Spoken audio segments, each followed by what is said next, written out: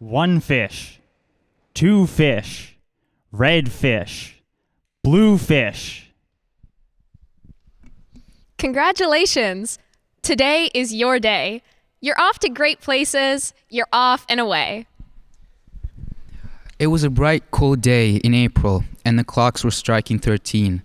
Winston Smith, his chin nuzzled into his breast in an effort to escape the vile wind, slipped quickly through the glass doors of Victory Mansions, though not quickly enough to prevent a swirl of gritty dust from entering along with him. All right, this is CS50, and this is week 2. And if we could, after this dramatic reading, a round of applause for our volunteer.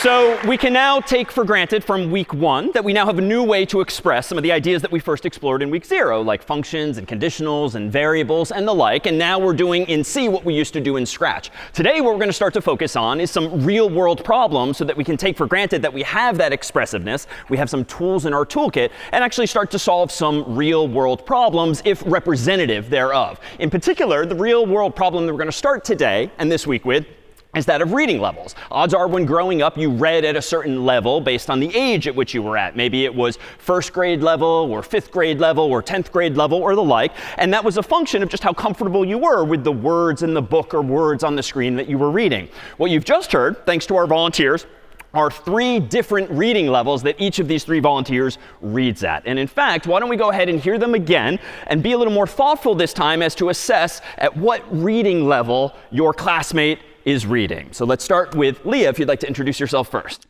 Hi, I'm Leah. I'm a first year in Holworthy, and here's my little thing. One fish, two fish, red fish, blue fish. So at what reading level would you say Leah reads, based on her recitation thereof? Yeah, in the front. Kindergarten. Kindergarten. OK, so a fairly young age. And what makes you say kindergarten? He is speaking in very short phrases without much complexity. OK, very short phrases without much complexity. And indeed, according to one scientific measure that we'll explore in this week's problem set, indeed, we would say that Leah reads before grade 1. So kindergarten would indeed be apt. But welcome to the stage here. Let's move on now to Maria, if you'd like to introduce yourself. Yeah, hi, I'm Maria. I'm in Stoughton thinking of applied math. Congratulations! Today is your day. You're off to great places. You're off and away. Another familiar phrase, perhaps. At what reading level would you say Maria is? Well, yeah, over here. And what makes you say 2nd or 3rd grade? OK.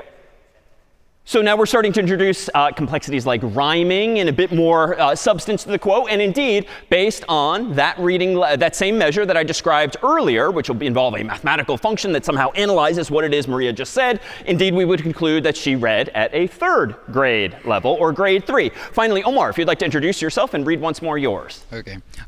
So, hi everyone, I'm Omar. I'm a freshman at Hurlbut thinking of doing Cowsay, and this is my reading. It was a bright, cold day in April, and the clocks were striking 13. Winston Smith, his chin nuzzled into his breast in an effort to escape the vile wind, slipped quickly through the glass doors of Victory Mansions, though not quickly enough to prevent a swirl of gritty dust from entering along with him. All right, sort of escalated quickly. What reading level is Omar at, would you say? Someone else. What might you say or estimate? Yes, right here in the front. OK, 8th grade, and what made you say that?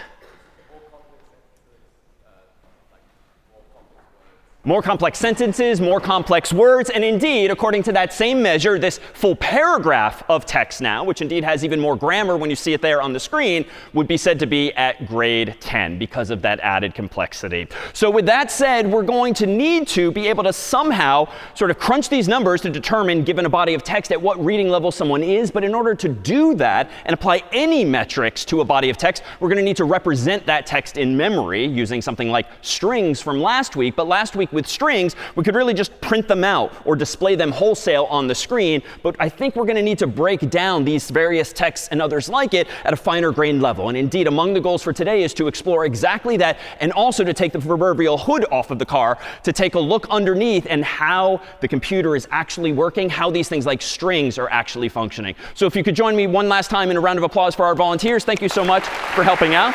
Thank you, guys. Thank you. Thank you to Maria as well. So among the goals for today, beyond exploring a representative problem like this of reading levels, is going to be another one, which is even more important and more omnipresent than reading levels, namely cryptography, the art of scrambling information, or specifically encrypting it so you can send secure communications. Now, you sort of take this for granted increasingly nowadays, that when you send a text message or perhaps an email or check out online with a credit card, that somehow or other your information is secure. And over the coming weeks, we're going to explore to what extent that is actually true, and why or why not. Now, with cryptography, similarly too, if we want to be able to send messages securely, such that if I want to send a message to you, I don't want anyone else in the room to be able to figure out what it is I have said, even if they physically intercept that message, which is all too possible in a digital world. We're going to need to come up with metrics and mechanisms for actually scrambling information in a reversible way, so that I can write my message, somehow scramble it, you can receive that message, even if after it's passed through many other hands, and you can descramble or decrypt that same message. So for instance, here on the screen is a message, a fairly simplistic one, that has somehow been encrypted. And we'll see by the end of today and by the end of this week that this encrypted message, and there's a bit of a tell on the end there, actually will be said to decrypt to "this is CS50." But why is going to be the underlying question, and what additional tools do we need in our toolkit in order to do that? Another word on tools. So up until now, you've probably experienced some bugs, whether it was in Scratch or ever more so in C. In fact, don't feel too bad if the very first program you wrote in C didn't even work. You couldn't even make it or compile it until you went back and fixed some of the code that you had written. Well, it turns out that bugs, mistakes in programs, are ever so commonplace. And even though we've already provided you with tools like the virtual rubber duck at cs50.ai, also embedded into VS Code at cs50.dev, of whom you can ask questions along the way, among the goals today are to give you some lifelong tools at how you can actually debug software yourself when you don't have a duck nearby, when you don't have a TA nearby, let alone any humans at all. So with debugging, there's going to be a number of techniques that we can use, all toward an end of finding and removing bugs or mistakes from our software. And perhaps the person best known for having popularized this term of bugs is that of Dr.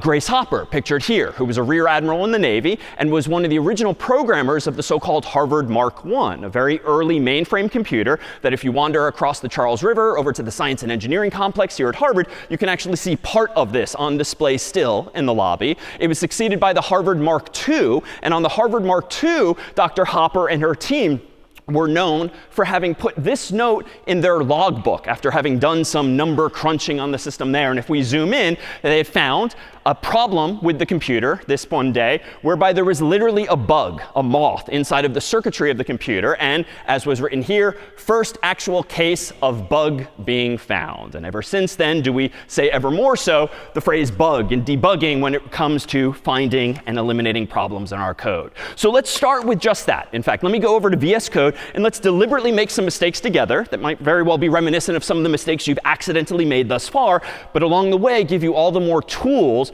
for solving those problems, as opposed to sort of having to ask someone else, be it virtual or physical, for help and actually find these mistakes in your own code. Let me go ahead and consciously, in VS Code, create a program known to be buggy called buggy.c. And in this program, let's go ahead and do some fairly familiar code initially. I'm going to go ahead and start, just like we did last week, with int main void. More on that today before long.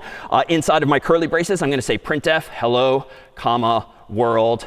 That's it. Now I'm going to go back to my terminal window here. I'm going to go ahead and do make buggy to make a program from that source code. But before I do, odds are, even after just a week of this stuff, you can probably spot a few mistakes I've made, a few bugs. What do you see wrong already? Yeah. I didn't include standard.io.h, that so-called header file, which is important because it tells the compiler that I plan to use functions therein, like printf, which clearly I'm doing. So let me go in and include standard.io.h. What else seems to be wrong here? Yeah? I'm missing a semicolon at the end of line 5 here, so I'm going to go ahead and add that in. And this is subtle and arguably not a bug, but maybe an aesthetic detail. What else have I done arguably wrong? Yeah, and back? Yeah, I forgot my \n, the new line character, just to move the cursor to the next line so that when I get a new prompt, it's on a fresh line of its own. Again, more of an aesthetic, but certainly a pretty reasonable thing to do. So let me go ahead now and actually, in my terminal window, run make buggy, and it indeed compiled. But up until then, had I not fixed those mistakes, I would have triggered a whole bunch of bugs, a whole bunch of error messages as a result. In fact, let's rewind in time and undo the fixes I just made and go back to the original form here and try running again, make buggy, enter. And we'll see some scary looking messages up here. Let me scroll up to the top of the output here where we see buggy.c:3, which means line 3. That's where the problem is right now. Error, call to undeclared library function, printf with type, and then it starts to get a little more complicated. But I do see clearly that it's calling my attention to printf. So hopefully at some point, if not last week, hopefully this week onward, your instinct will be, oh, all right, I'm an idiot. I forgot the header file in which printf is actually declared. It's not a huge deal. It's going to come with practice. So that's how I might know more intuitively what, in fact, the solution here might be. Now, here's another common mistake that I've just gone in and fixed, but I did do something wrong, and hopefully none of you actually did this because it's an annual FAQ. What did I just do accidentally wrong? So it's not studio.h, it's standard.io.h. So do kind of ingrain that one for standard input output. The next, though, bug that I haven't yet fixed is that semicolon. So let me clear my screen and rerun make buggy. I should no longer see that first error message anymore, but I now do see another error message on line 5, expected semicolon after expression. All right, that one's pretty explicit, so I'm going to go ahead and fix this. But notice that up until now, my code wouldn't have been able to compile because of those two error messages. It stopped showing me by showing me these errors. But at this point, if I run make buggy enter, it did in fact compile, and yet it's arguably still buggy because when I run /buggy, I get my prompt on the wrong line. So this is a distinction now between a syntax error, something that, or a programming error that outright stops my program from compiling. It's sort of a deal breaker versus something that's maybe more of a logical error. I actually meant to move the cursor to the next line. And so there's different types of errors in the world as we're seeing here. Of course, if I rerun make buggy again, /buggy, now we're back in business, hopefully with the intention of having this display exactly that. All right, well, let's modify it to look a little more like something else from last week. Recall that last week I started to get someone's name more dynamically. So I said something like name equals get string, and that was a function we introduced. And I might have said something like this, what's your name, question mark, with a space just to move the cursor over. I know now I definitely need to end my thought with a semicolon. I could try and compile this, make buggy now, and I'm seeing a different error message altogether that you might not have seen yet. So on buggy.c, line 5, error, use of undeclared identifier name. What now is the mistake that I've made? Why does it not know? Yeah, I forgot to declare the type of this variable, which, for those of you with the prior programming experience, is not something you have to do in some languages, like Python, for instance. But in languages like C, C++, Java, and others, you do, in fact, need to explicitly tell the compiler that you want to instantiate a variable, create a variable in the computer's memory by telling it its type. And it's not going to be an int, because I don't want an integer, of course, in this case. I want text, which we now know to be called string instead.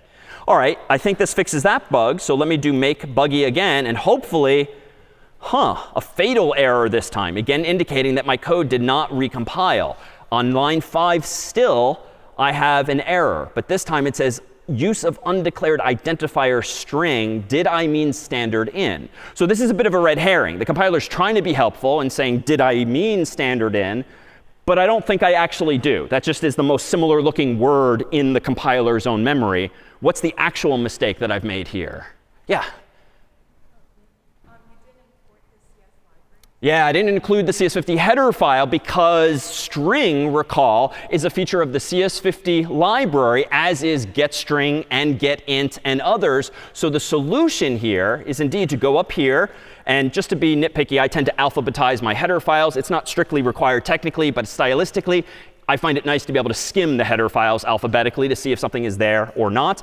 I can include CS50.h in addition to standard.io.h. And it's in that file, CS50.h, that not only is getString declared so that the compiler knows that it exists, it turns out so is the word string. So this is a bit of a white lie, and this is something we do in the early weeks of the class.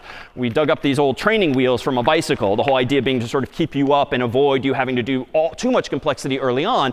The point of these training wheels in the form of the CS50 library is to let us kind of ignore what a string really is for just another week or two, after which we will then peel back that layer, take off those training wheels, and reveal to you what is actually going on. So for now, strings exist, but they exist because of the CS50 library. In a couple of weeks, they're still going to exist, but we're going to call them by a different name, as we'll eventually see. But everyone in the real world, every software developer uses the phrase string. So this is a concept that exists. It is not CS50 specific at all. It's just that in C, the word string doesn't typically exist unless you make it so, as we have. All right, so I think now, if I clear my terminal window and rerun make buggy, now it should in fact compile. And if I run /buggy enter, I should be able to type in my name. And now, voila, hello. So this is now not a syntax error, because I didn't screw up my code per se, like it compiled. Everything is grammatically correct, so to speak. But logically, intellectually, this is not what I wanted, right? I wanted it presumably to say hello, comma, David. So let's fix one final bug here. How do I fix this? On what line? How do I get it to say, yeah, hello, David? Yeah, on line 7, I need to do the string placeholder, the format code, so to speak, %s, and then one more thing, someone else. What do I do after this? Yeah, and back. Yeah, a comma, and then add the variable name that contains the value I want to substitute in there, which is indeed name, though I could have called it anything I want. All right, so now make buggy enter seems to have compiled again, /buggy. Now I type in my name once more, and now we're back in business. So over the course of these few exercises, clearly I meant to make most of all of these bugs, these mistakes, but they demonstrate not only syntax errors, which are just going to stop the compiler in its tracks. Like you won't even be able to compile your code until you fix those things. But even after that, there could be these latent bugs that seem to not be there until you actually provide input and see what's actually happening at so-called runtime, when you're running the actual code. And so here's where it's no longer as easy as just reading the error message and figuring out what it means, because there is no error message that appeared on the screen when it said hello, comma, world. We had to use our own human intellect and realize, OK, that's clearly not what I wanted. Had you run CS50's own check 50 program on something like that, we could have told you that that's not correct by automatically assessing the correctness of it. But the compiler has no idea what you are trying to achieve logically. It only knows about the language C itself and the requisite syntax for actually writing and compiling code. So how could we go about solving logical problems in code? So I would propose that we start to consider this here list, whereby when you want to find a logical problem in your code and better understand what's going on, or really what's going wrong, printf is going to be your friend. Up until now, we've used printf to literally print on the screen, hello David, hello Kelly, or anything else on the screen. But you can certainly use printf temporarily to just print stuff out inside of your program that you might want to better understand. And then once you understand it, and once you've solved some problem, fine, then you can delete those temporary lines of code, recompile, and move on. So let's use printf as a debugging tool in that sense. Let me go back over to VS Code here, and let me, in this same program, buggy.c, sort of delete everything and start over with a different sort of bug. I'm going to include standard io.h at the top. I'm going to do int main void after that. And then inside main, I'm going to do a simple for loop that just prints out like a stack of 3 bricks, like we saw in the world of Mario when Mario needed to, we claimed, sort of jump over a stack of bricks. We want to print out just 3 of those at the moment. So I'm going to go ahead and say for int I equals 0, I is less than or equal to 3, because I want 3 of these, I plus plus. Then inside of this for loop, I'm going to go ahead and quite simply do printf hash symbol to represent the brick, followed by a new line to move the cursor to the next line, semicolon to complete the thought. Now, I've deliberately made a stupid mistake here, but in the context of a simple enough program that we can focus on the debugging technique, not on the obscurity of the bug in question. Hopefully, you'll spot the bug in just a moment, if not already. When I do make buggy now and do /buggy, I don't get 3 bricks. I, of course, get 1, 2, 3, 4 total. So there's a logical bug in this program, and odds are you can already spot what it is, but let me propose that this program is representative of a type of problem that you can solve a little more diagnostically by poking around and really asking the computer via printf to show you what's really going on. And I would propose that one of the most helpful techniques in a situation like this, if you're trying to wrap your mind around why are there 4 bricks instead of 3, well, clearly this is related to the loop somehow. So let's look a little more thoughtfully at what the value of I is before we print out each of those bricks. And I might literally do something like this temporarily. Printf, quote unquote, I is %i \n, close quote. And then I could just print right here and now the value of I, just so that I can actually see it. Let me now go down into my terminal window, make buggy again, /buggy, and now, and I'll full screen my terminal, I'll get some diagnostic information at the same time. So when I is 1, I get a brick. When I is 0, I get a brick. When I is 1, I get another brick. When I is 2, I get another brick. When I is 3, I get a 4th brick. So now I can kind of see that, OK, my loop is working, but I'm going too far. I'm going too long. Now, I can do this even more succinctly for what it's worth. I don't need a whole new printf statement. I could just go into my existing printf, put my %i there, and then maybe just space, just to scooch things over, and then print out I in that same line. If I now do make buggy /buggy, OK, now I'm seeing that I'm printing a hash, a brick, for each value of I from I equals 0, 1, 2, and also 3. So the solution, of course, is that I shouldn't be starting at 0 and iterating less than or equal to 3. The solution is like, oh, I'm an idiot. I should have said less than 3. Or if I prefer to count starting at 1, like a normal person, I could have set I equal to 1 and then go up to and through 3. But as I claimed last week, the canonical way, the most common way to do this is start counting at 0 and go up to, but not through, the total value that you have in mind. But there's going to be another technique that's worth knowing here. Let me go ahead and sort of abstract this away by whipping up a slightly better variant of this as follows. Let me go ahead and delete this for loop. Let me assume for the moment that inside of main, I'm going to ask the user now for the height of a pyramid. And I'm going to do something like this. Int h equals getInt. And let's prompt the user for the height value of this pyramid or this wall. And then let's go ahead and assume there exists a function called printColumn who takes as input a number h, which is how many bricks you want to print. Now, this function does not exist yet, printColumn. GetInt does exist, but I don't have access to it. So let me not make the same mistake twice. What do I need to add at the top of this file? Yeah. I need the CS50 header file because I'm using the getInt function now, which again comes from our library, not C. So let me go ahead and include CS50.h.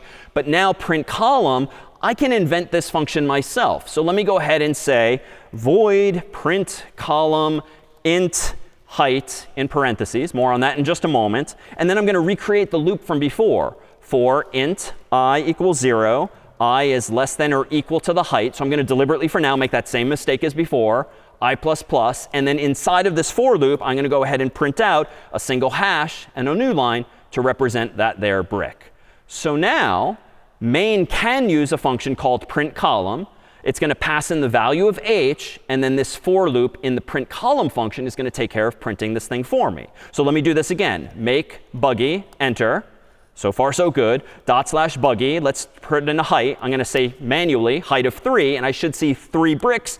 But of course, I'm still seeing 4. Now, before we move on, let me hide my terminal and propose that this is just kind of stylistically bad to put anything other than your main function at the top. But recall that if I move my helper function, printColumn, and it's a helper function insofar as I made it to help me solve another problem, I can't recompile and run my code now. Why? The compiler won't let me. Yeah.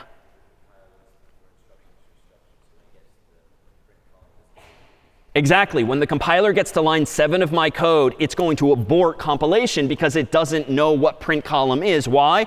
Because I don't tell it what it is until line 10. And this was the only time I proposed that copy-paste is reasonable, is to highlight and copy the very first line of that function, paste it above main with a semicolon, and that's a so-called function prototype. It specifies what the name of it is, what its inputs are, if any, and what its output is, if any. And more on these inputs and outputs later on. But now, this is just a more complicated, but more modularized version of this same program. Let me do make buggy, still compiles, /buggy, type in 3, and I still have that same bug. But the catch now is that my code has gotten more complicated. And the point of my having abstracted away this idea of printing a column into a new function is that there's just more code now to debug. I could certainly go in there and start adding printfs, but at some point, printf is going to be a very primitive tool, and you're going to waste more time adding printfs, recompiling your code, running your code, changing the printf, recompiling your code, running your code. It's going to get very tedious quickly when you have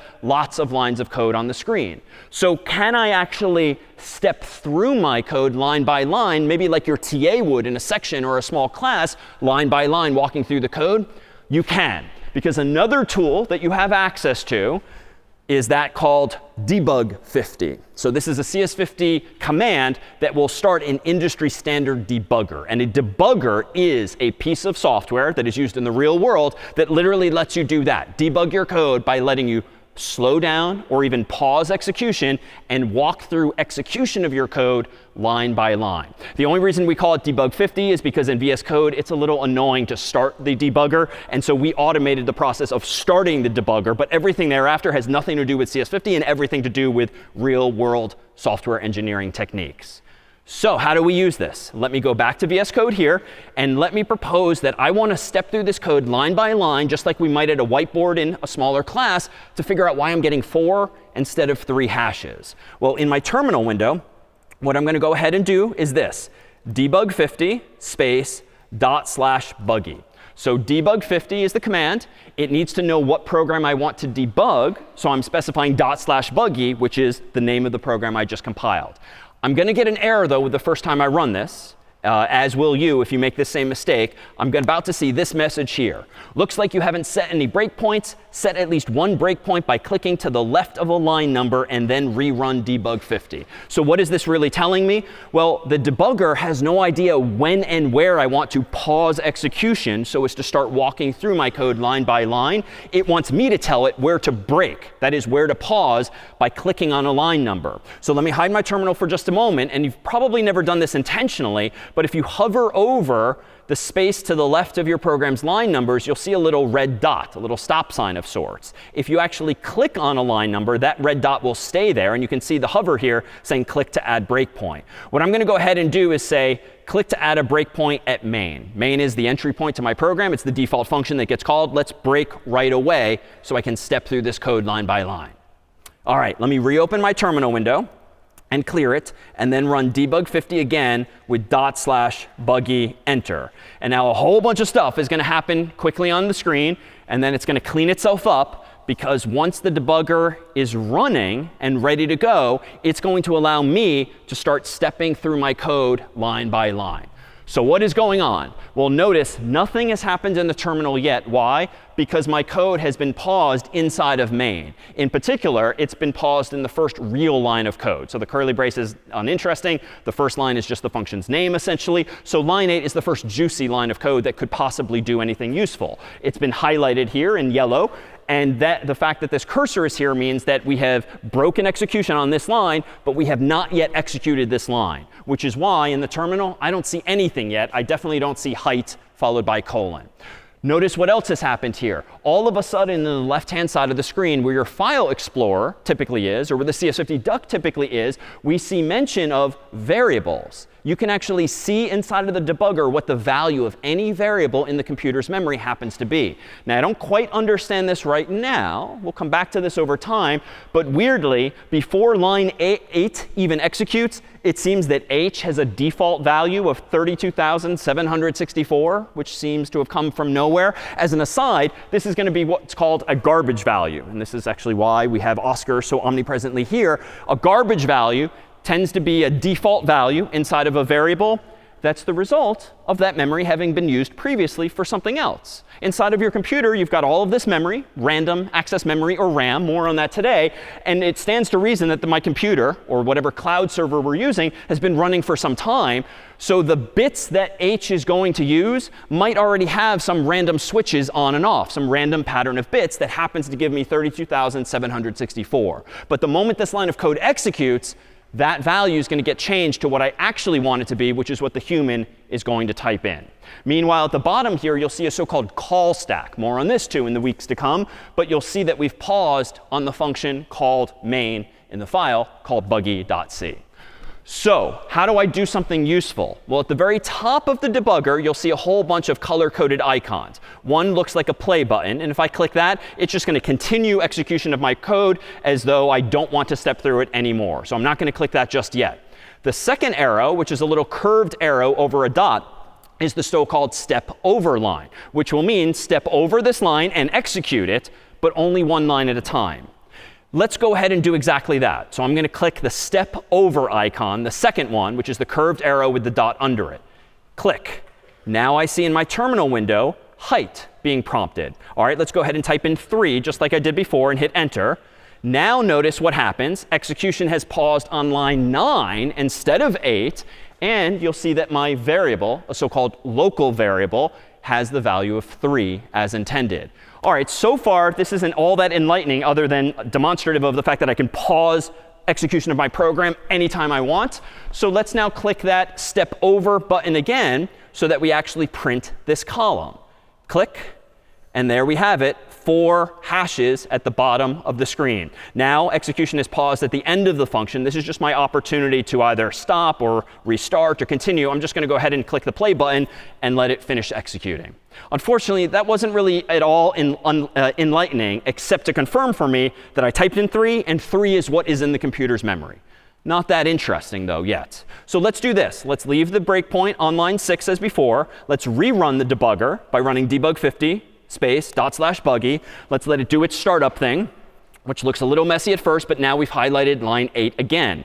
I'm going to go ahead and step over this line because I do want to get an int. I'm going to type in 3 again, enter.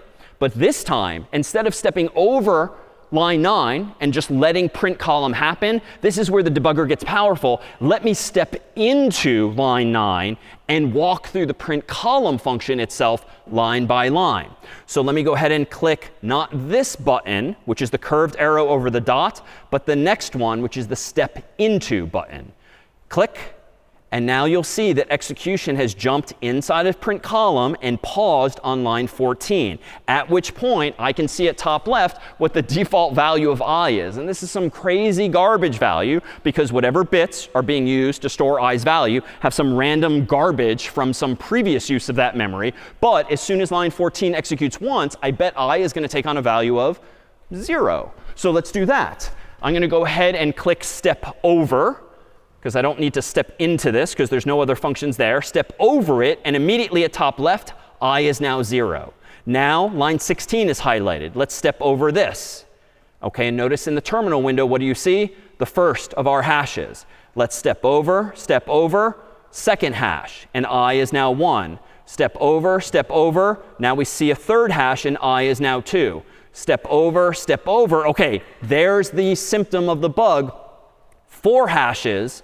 And yet I is 3, but wait a minute, this is going to draw my attention now to line 14 before I continue onward. Wait a minute, 3 is, of course, less than or equal to 3, which is why I got that 4th hash on the screen. So at the end of the day, like, you still need to exercise some of your own human intellect to figure out and understand what's going on. But the value of this here debugger is that you can pause and work through things at your own pace and poke around inside of your own code and better understand what's happening, as opposed to compiling the program, running it, and just now having to infer from the symptoms alone what the source of the problem might be.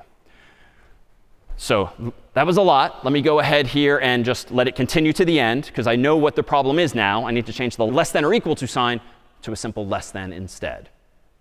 Questions, though, on debug 50 or any of these steps? Yeah. Sure. Could you go over what the breakpoint thing is? And then my second question was around the garbage value. Because the second time you ran it, it still gave that same garbage value, even Correct. So in order of your questions, what, again, are these breakpoints? The breakpoint, or the little red stop sign here, just tells the debugger where to pause execution. So frankly, I didn't have to pause execution at main. If I really care about debugging print column, I could have clicked down here instead, and then it would have just run main automatically and only paused once print column gets called. So a breakpoint is where your code will break, the point at which it will break. As for the garbage values, I'm oversimplifying exactly what's going on inside of the computer's memory, and it's not necessarily using exactly the same memory as before, but the operating system will govern exactly how the memory is laid out. This is actually a significant problem, long story short, in a lot of today's systems, because it's not that interesting to me to know that there was 32,000, whatever that number is, or the negative number. But suppose that that revealed the password of another program or function that had some information there. It seems all too easy with the debugger, let alone C, to actually poke around the computer's memory. And we're going to come back to that in a couple of weeks. But for now, it's a garbage value insofar as you didn't put the value there. It somehow got there on its own for now. Other questions? When you have a 4, does the I sum like when it's 0 it goes to 1 at the end of the 4, or when it runs the 4 the next time? Because when you're running the buffer, the I changes after you run the 4 line again, not when you end it. Correct. So the question is about the order of operations for a for loop. So the first time you go through a for loop, the initialization happens, the stuff before the first semicolon. And the condition is actually checked, the Boolean expression. Then everything inside of the curly braces is executed. Then the incrementation or update happens, which in this case is I++. And then the condition is again checked, the Boolean expression. The code is executed. The update happens, the condition again, the code is updated, and so it starts to loop like this. The debugger's graphics are fairly simplistic, and it just highlights the whole line without making super clear what's happening. But that's just the definition of a for loop. Good question. Others about debug 50 or printdef? All right. Yeah? Could I change the location of I++ and the height? Can you change the position of I++ and height? Short answer, no. The first thing is the initialization, the variable you want to create and initialize. The second thing is the actual condition, the so-called Boolean expression. The third thing is always the update. So it must come in this order. What you're not seeing is that you can actually have multiple Boolean expressions. You can have multiple initializations. You can have multiple updates. But we're keeping it simple for now. And this is canonical. All right, so to make clear, assuming that either printf or debug 50 helped me figure out where the illogic was in my thoughts, I now know that the fix here is to just go and change the less than or equal to a simple less than. And if I run the program again, of course, it's going to give me the 3 bricks that I always wanted instead. But there's other techniques we can use too. So besides printf and debug, you might wonder why we have a 7-foot duck behind me here, all of these little rubber ducks on the floor. So rubber duck debugging per week 0 is actually a thing. This was popularized in a book some years ago. And the idea is that when you are facing some bug, some mistake in your program, or you're just confused on some concept, there is anecdotal evidence to suggest that just talking out the problem with an inanimate object like a rubber duck on your desk is enough often for that proverbial light bulb to go off over your head, because you hear in your own words what confusion you're having, what illogical thoughts you're having, and you don't even need another human or TA or AI in the room to answer the problem for you. So in fact, on the way out today at the end of class, we've got hundreds of ducks and enough for everyone to take home with you if you'd like to use that as another debugging technique, whether in CS50 or something else. But of course, now in the age of AI, you also have the AI-powered virtual duck at CS50.ai and also in VS Code at CS50.dev, which really is a mechanism for asking questions that you don't think you can solve on your own. So it might be reasonable to ask the duck, what does this error message mean, if you're having trouble wrapping your mind around it. But it's less reasonable to say, copy paste your code into the duck and say, what's wrong with my code? You should really be meeting the AI halfway. After all, what's the point of actually doing this or any other class is to develop that muscle memory, develop those mental models, get some practical skills. So try hard to walk that line between asking the duck too much versus deploying some of these same tools yourself, printf, debug 50, even a physical rubber duck on your desk, before you resort to sort of escalating it to human-like or duck help. All right, so with those tools added to one's toolkit, let's actually consider and reveal what's been going on underneath the hood since last week. So this was the mental model we proposed for last week, whereby when you write source code in a language like C, it's not something that the computer itself understands natively, because computers, we saw, only understand zeros and ones, aka machine code. So the compiler is the program that we use to convert your source code to the machine's code, from C to zeros and one in this case. More generally, a compiler is just a program that translates one language to another. And in this case, we're going from source code to machine code. So let's consider what's really happening. And indeed, this is among the goals of this week, is to take a look at a lower level so that when you encounter more interesting, more challenging problems, you'll understand from so-called first principles what the computer is actually doing and supposed to do, so you can deductively figure things out for yourself and generally not view computers as like magic, or I don't know how this works. You'll have a fairly bottom-up sense of how everything works by term's end inside of any computer, laptop, desktop, phone, or the like these days. So here's the simplest of programs that we wrote last week, even though there's a lot of syntactic complexity, as we've seen. The goal is to get it to machine code, these here zeros and ones. So how has that been happening when you just run make since last week?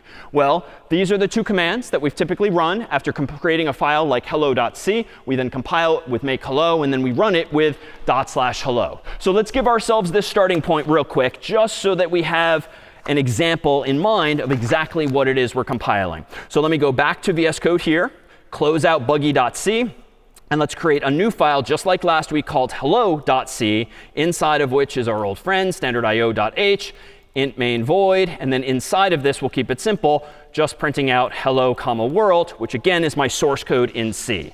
How do I now actually compile that? Well, of course, I can go down to my terminal window, make hello, /hello, and we're off and running.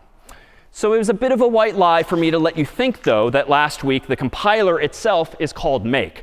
Make is a command that literally makes your program. It makes it by compiling it, but make is not technically the compiler. If we really want to get nitpicky, the compiler you've been using is actually called Clang for C language. And this is a very popular compiler, freely available, open source, so to speak. You can even look at the code other humans wrote to create the compiler online.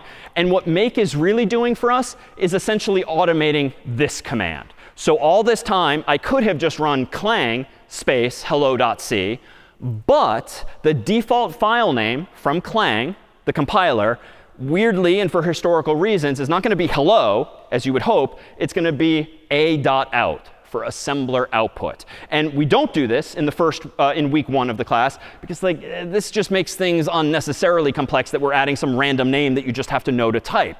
However, we can do this now as follows. Let me go back to VS Code here. And let me clear my terminal and type ls, and we'll see everything we've created thus far. Buggy.c, which when I compiled it, I got buggy. And hello.c, which I just wrote, and when I compiled it, I got hello. Let's do this command now manually, though. Let's use clang on hello.c and hit enter. That too seems to work. But if I now type ls, you'll see a third program specifically called a.out, which happens to be the same as hello. It just is using the default name instead of my custom name, hello. But if I do /a.out, indeed, that too will work. But the reason we don't do that, certainly in the first week of the course, is that things get a little annoying or sort of escalate quickly thereafter. So let me go ahead and change this program as we've done a few times already. Let me include CS50x so that we get access to like getString. Let me do string name equals getString, quote unquote, what's your name, question mark, close quote. And then down here, just like before, let me add my %s and add in my name. So I did that super quickly, but it's the same program we wrote a few minutes ago, and it's the same one we wrote last week. What happens now, though, is as follows. If I now try to do clang hello.c enter, I actually get an error message. This one, perhaps more cryptic than most. Somehow or other, I have this error. Linker command failed with exit code 1 because of an undefined reference to getString.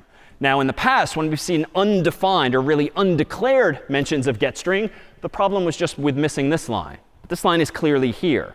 But the catch is, I'm getting this error message now because when I run clang of hello.c, I'm just assuming that Clang knows where to find the CS50 version of getString, and that is not the case. Technically, if I want the compiler to compile this code for me, what I'm actually going to have to do is this.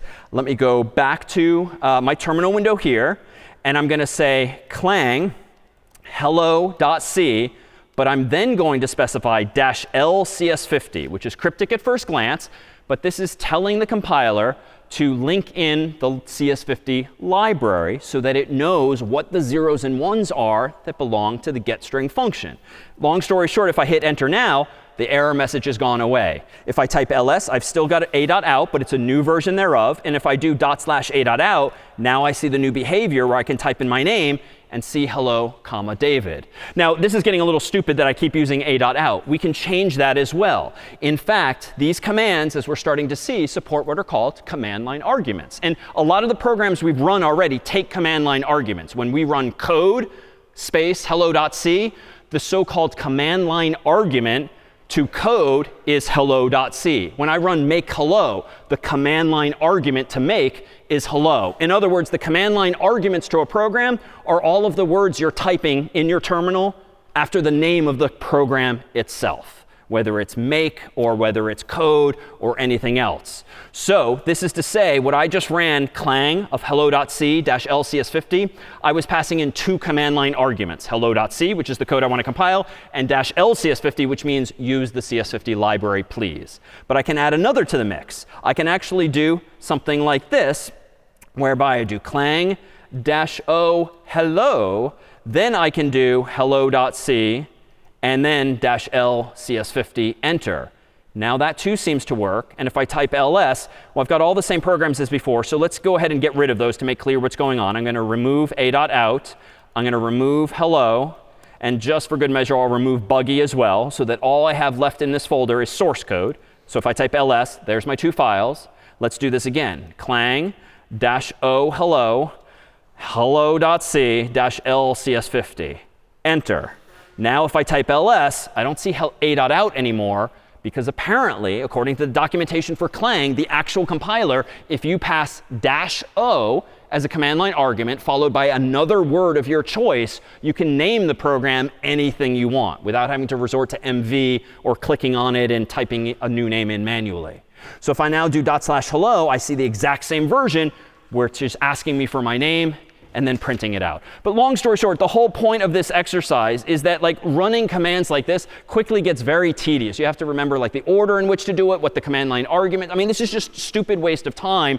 Typically, certainly in week 1 of the course, to have to memorize these kinds of magical commands to get things working. But for now, know that when you run make, it's essentially automating all of that for you and making it as simple semantically as make hello or make buggy. But what's really happening is the make command, because of the way we've configured cs50.dev for you, is doing all of this behind the scenes. And it's not that magical. This just means change the file name to hello when you compile it.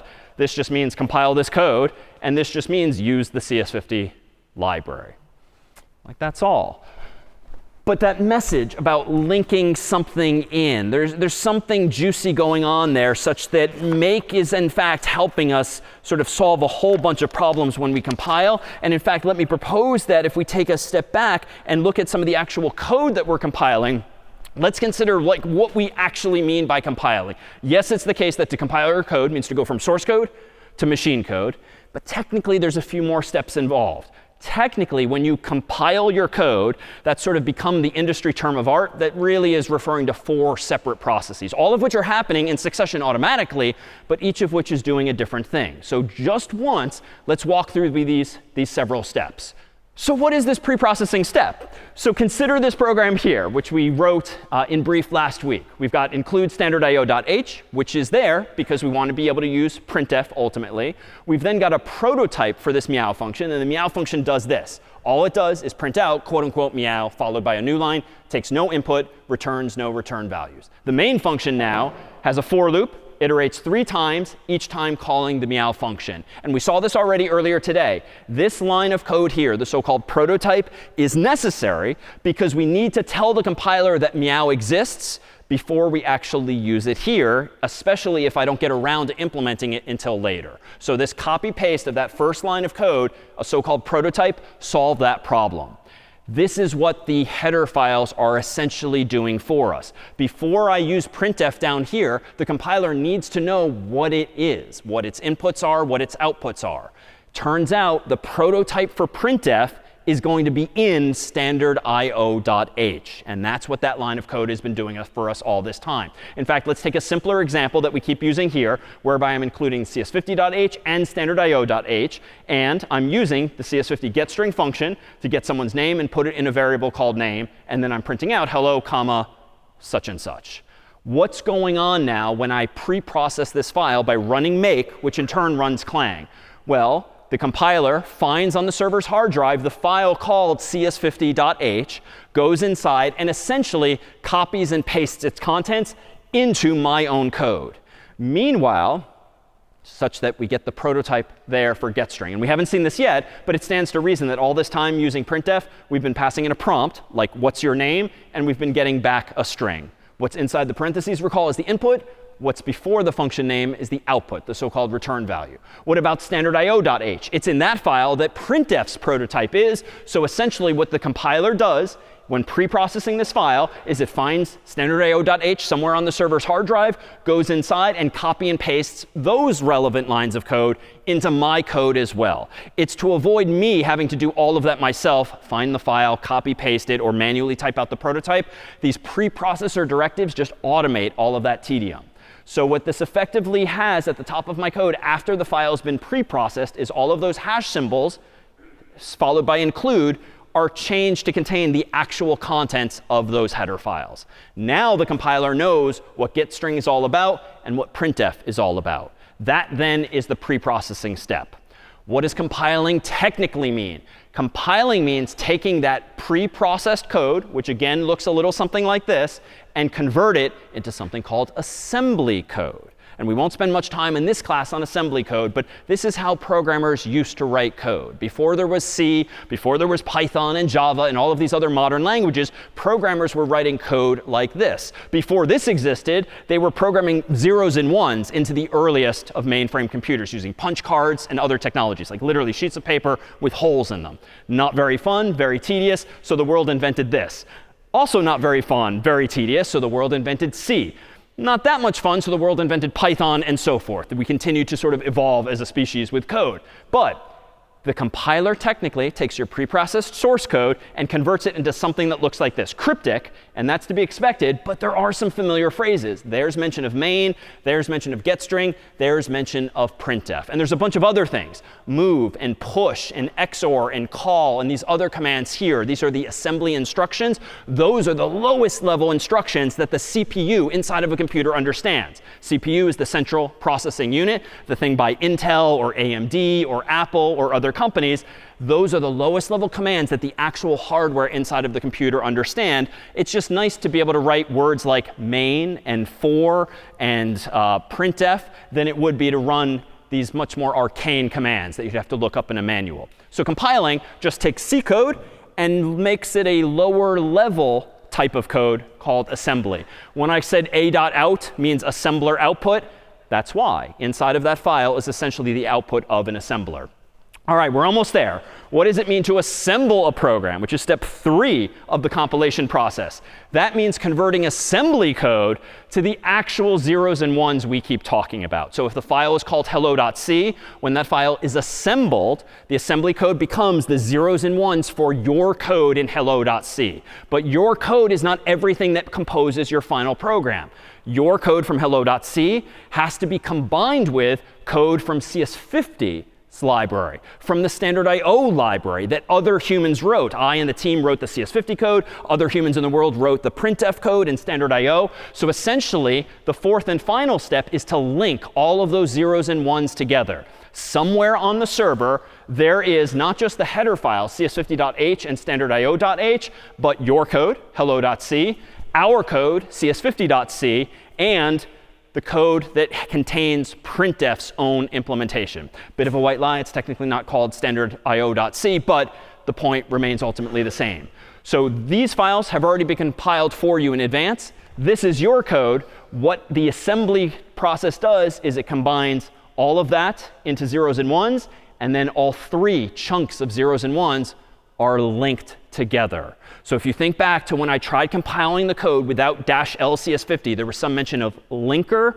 Linking just means the computer did not know how to link your code with CS50's code because we were missing -l CS50, which tells the compiler to go find it somewhere on the hard drive. And the final step then of linking is to combine all of those zeros and ones into one bigger blob of zeros and ones, and that's what's inside your hello program that you can execute.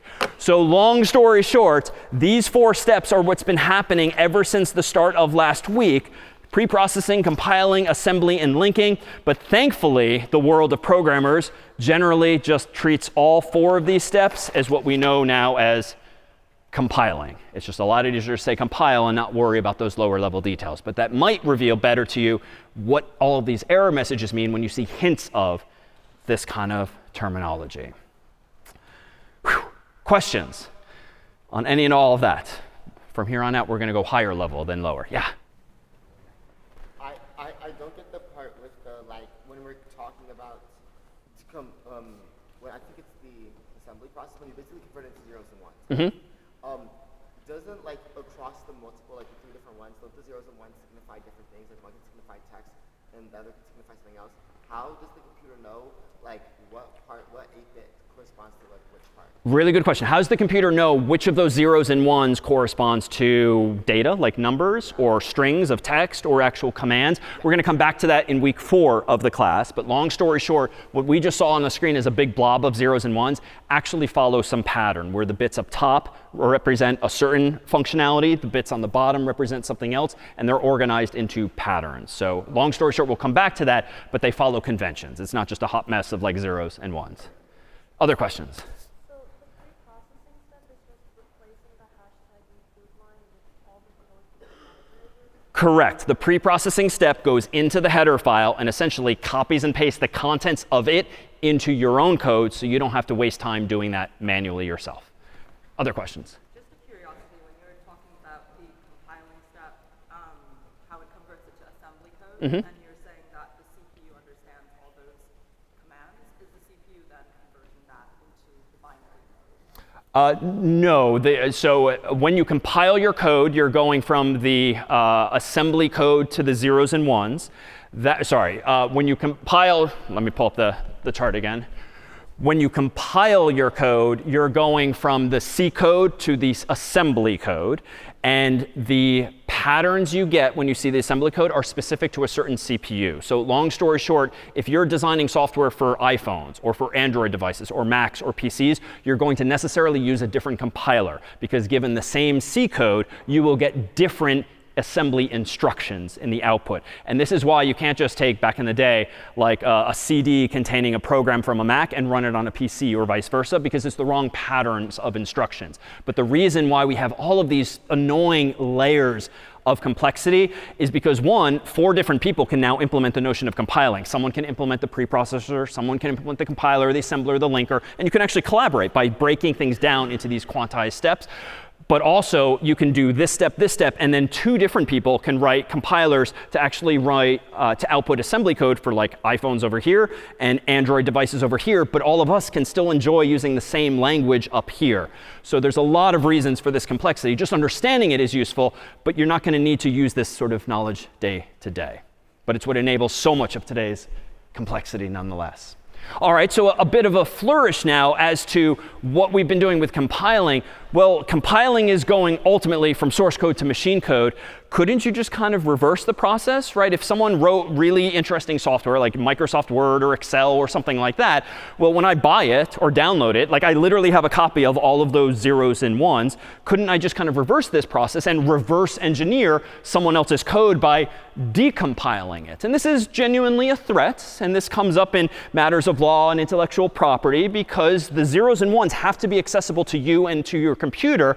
So it's not a great feeling if someone with enough time and enough savvy could sort of reinvent Microsoft Word by just figuring out what all of those zeros and ones mean. However, it's sort of easier said than done to reverse engineer code from these zeros and ones. For instance, this pattern of bits on the screen here did what did we say last week? Silly question. No normal person should be able to answer this, but I did say it before. These zeros and ones print what? It just prints out hello world. And I cannot glance at that and figure it out like off the top of my head. But if I know what architecture, what CPU this code has been compiled into, and I pay attention in week 4 and know what the various layout of the zeros and ones are, I could painstakingly figure out what each of those patterns of zeros and 1 means by breaking them into chunks of 8 or 16 or 32 or 64, which are common units of measure that I alluded to last week. Now, that's going to take a crazy amount of time. And the sort of presumption is that if you are smart enough and capable enough and have enough free time to do that, it would probably take you less time to just implement Microsoft Word the normal way and just rebuild the software. It's going to take you more time to go in reverse than it would in the so-called forward direction. But there's other subtleties as well.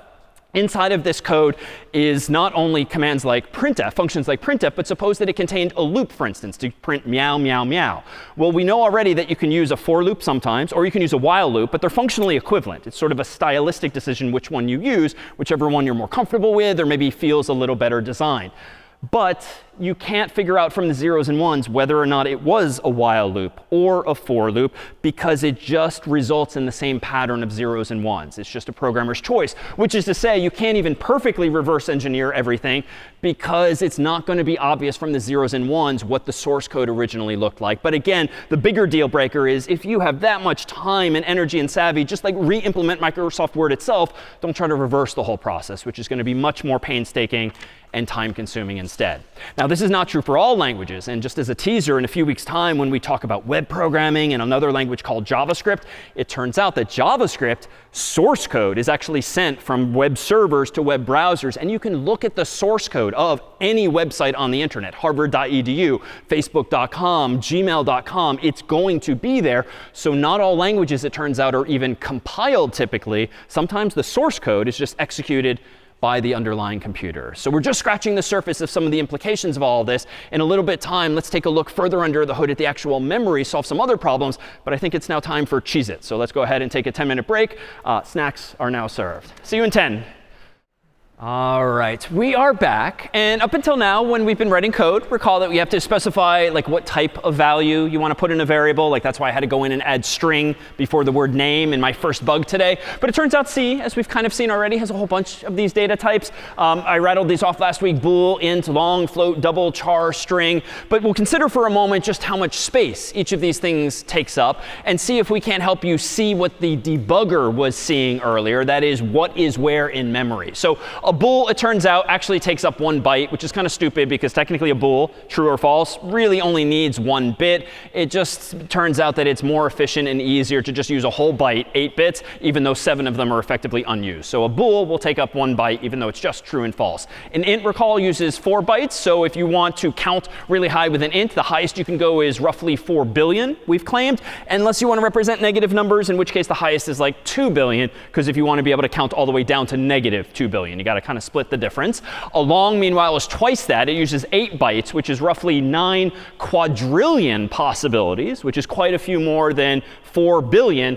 That is, if you want to include negative numbers as well. Then we had floats, which were real numbers with decimal points, which speak to just how precise you can be with significant digits. A float is 4 bytes by default, but a double gives you twice as many bits to play with, which lets you be more precise, even though at the end of the day, whether you're using floats or doubles, floating point imprecision, as we've seen, is a fundamental problem for scientific, financial, and other types of computing where precision is ever so important. A char, meanwhile, at least as we've seen it, is a single byte using ASCII characters specifically. And then string I'll put as a question mark because a string totally depends on its length. If you're storing hi, that's like 1, 2 bytes. If you're storing hello, that's like 5 bytes and so forth. So strings depend on how many characters you actually want to store inside of them. So where does this go? Well, here's a picture of a stick of memory, a DIMM, so to speak, whereby on this stick of memory, which is slid into your computer, your laptop, your desktop, or some other device,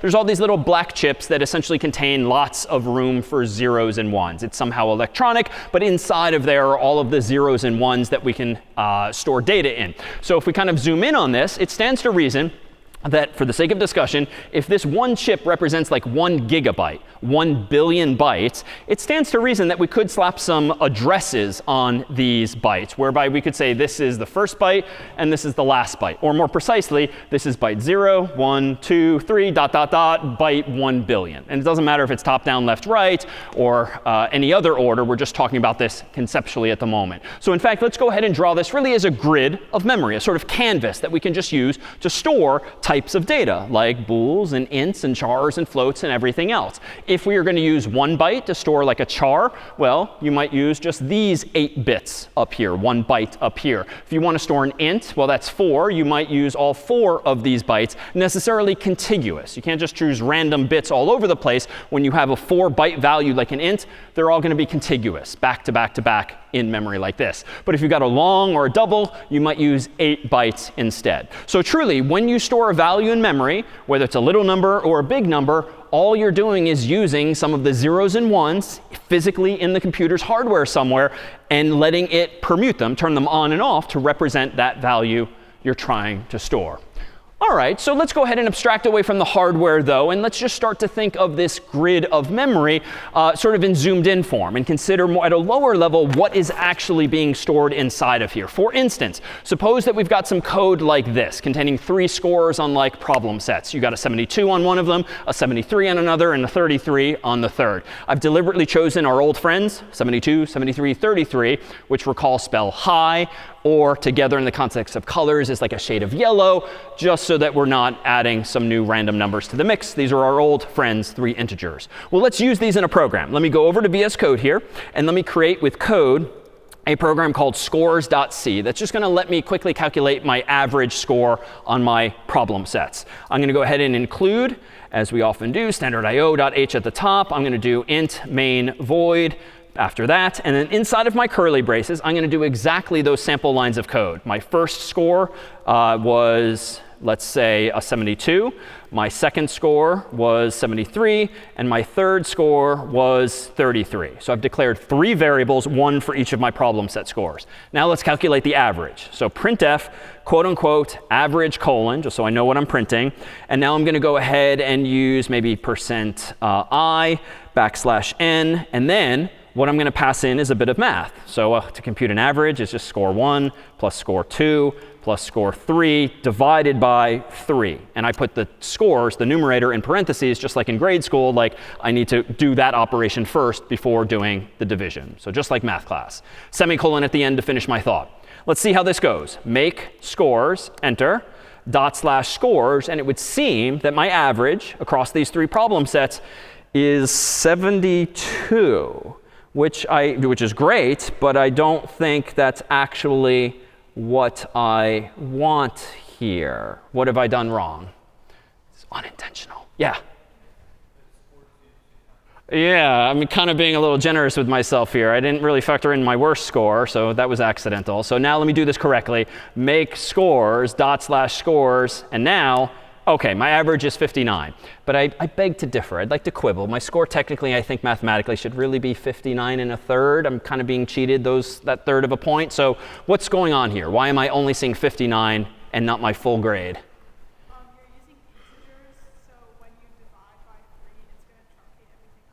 Perfect. Because I'm using integers, when I divide by 3, it's going to truncate everything after the decimal point, which we touched on at the very end of week 1, which is an issue with just truncation in general. So one approach to fix this, I could change my %i to %f, which is the format code, it turns out, for a float, and that is what I want to print. So let's see if that fix alone is enough. Make scores.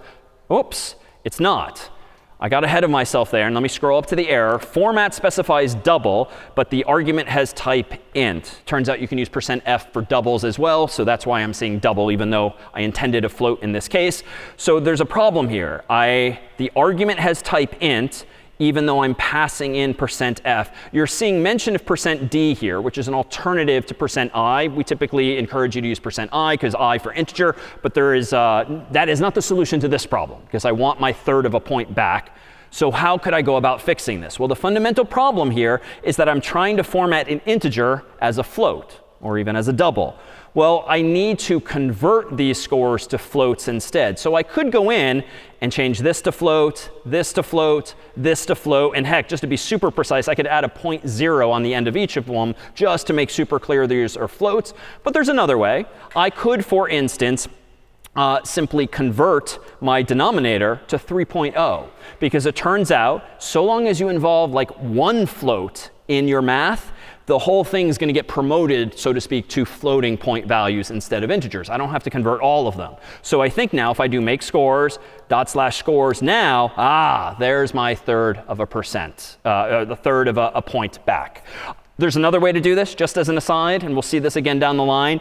If you really want to stick with 3, because it's a little weird just semantically to divide by 3.0, like that's an implementation detail, but you're truly computing an average of 3 things. You can technically cast the 3 to a float.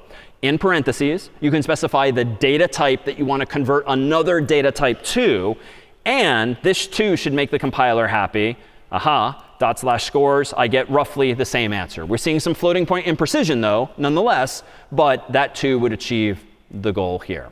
But in short, that's all just a function of floating point arithmetic there. So what's going on now actually in the computer's memory? Let me revert back to the simpler one with just 0.0 there. And let me propose that we consider where these 3 things are in memory. Well, if we treat this as my grid or canvas of memory, who knows where they're going to end up? But for the sake of discussion, let's assume that 72 ended up in the top left of my computer's memory. I've drawn it to scale, so to speak, in that this score1 variable is clearly taking up 4 bytes of memory, and it's an int. And that's typically how many bytes are used on systems. Technically, it depends on the exact system you're using, but nowadays, it's pretty reasonable to assume that an integer will be 32 bits on most modern systems. Score2 is probably over there. Score3 is probably over there. So I'm using 12 bytes total, 4 bytes for each of these values. All right, so that's really all that's going on underneath the hood. I don't have to worry about this. The compiler essentially figured out for me where to put all of these things in memory. But what really is in memory? Well, technically, each of these variables, if it's composed of 32 bits, is really just a pattern of literally 32 zeros and ones. And I figured out the pattern here. I crammed them all into the space there. But you see here 3 patterns of 32 bits, which collectively compose those numbers there. But let's consider design now. In terms of my code, this gets the job done. It's not that bad or big of a deal for just calculating the average of 3 scores. But this should also start to rub you the wrong way this week onward when it comes to design. Like, this is correct, especially now that I clamored back my third of a point. But this is bad design, using the variables in this way. Why, might you think? Yeah?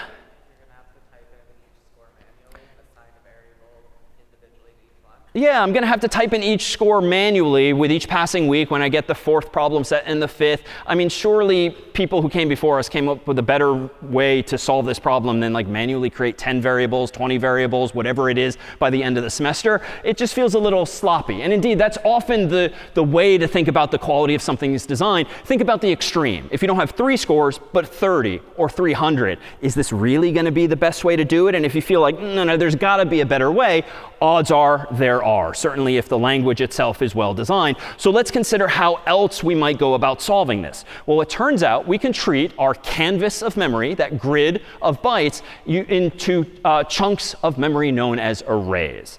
An array is a chunk of contiguous memory, back to back to back, whereby if you want to store 3 things, you ask the computer for a chunk of memory for 3 things. If you want 30, you ask for 1 chunk of size 30. If you want even more, you ask for a chunk of size 300. Chunk is not a term of art. I'm just using it to colloquially explain what an array actually is. It's a chunk or a block of memory that is back to back to back to back.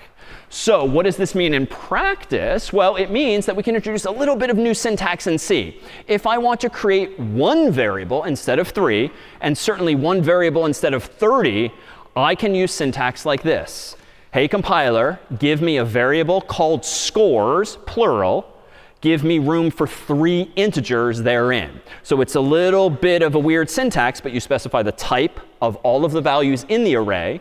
You specify the name of the array, scores in this case, and I pluralized it just semantically because it makes more sense than calling it score now. And then in square brackets, so to speak, you specify how many integers you want to put into that chunk of memory.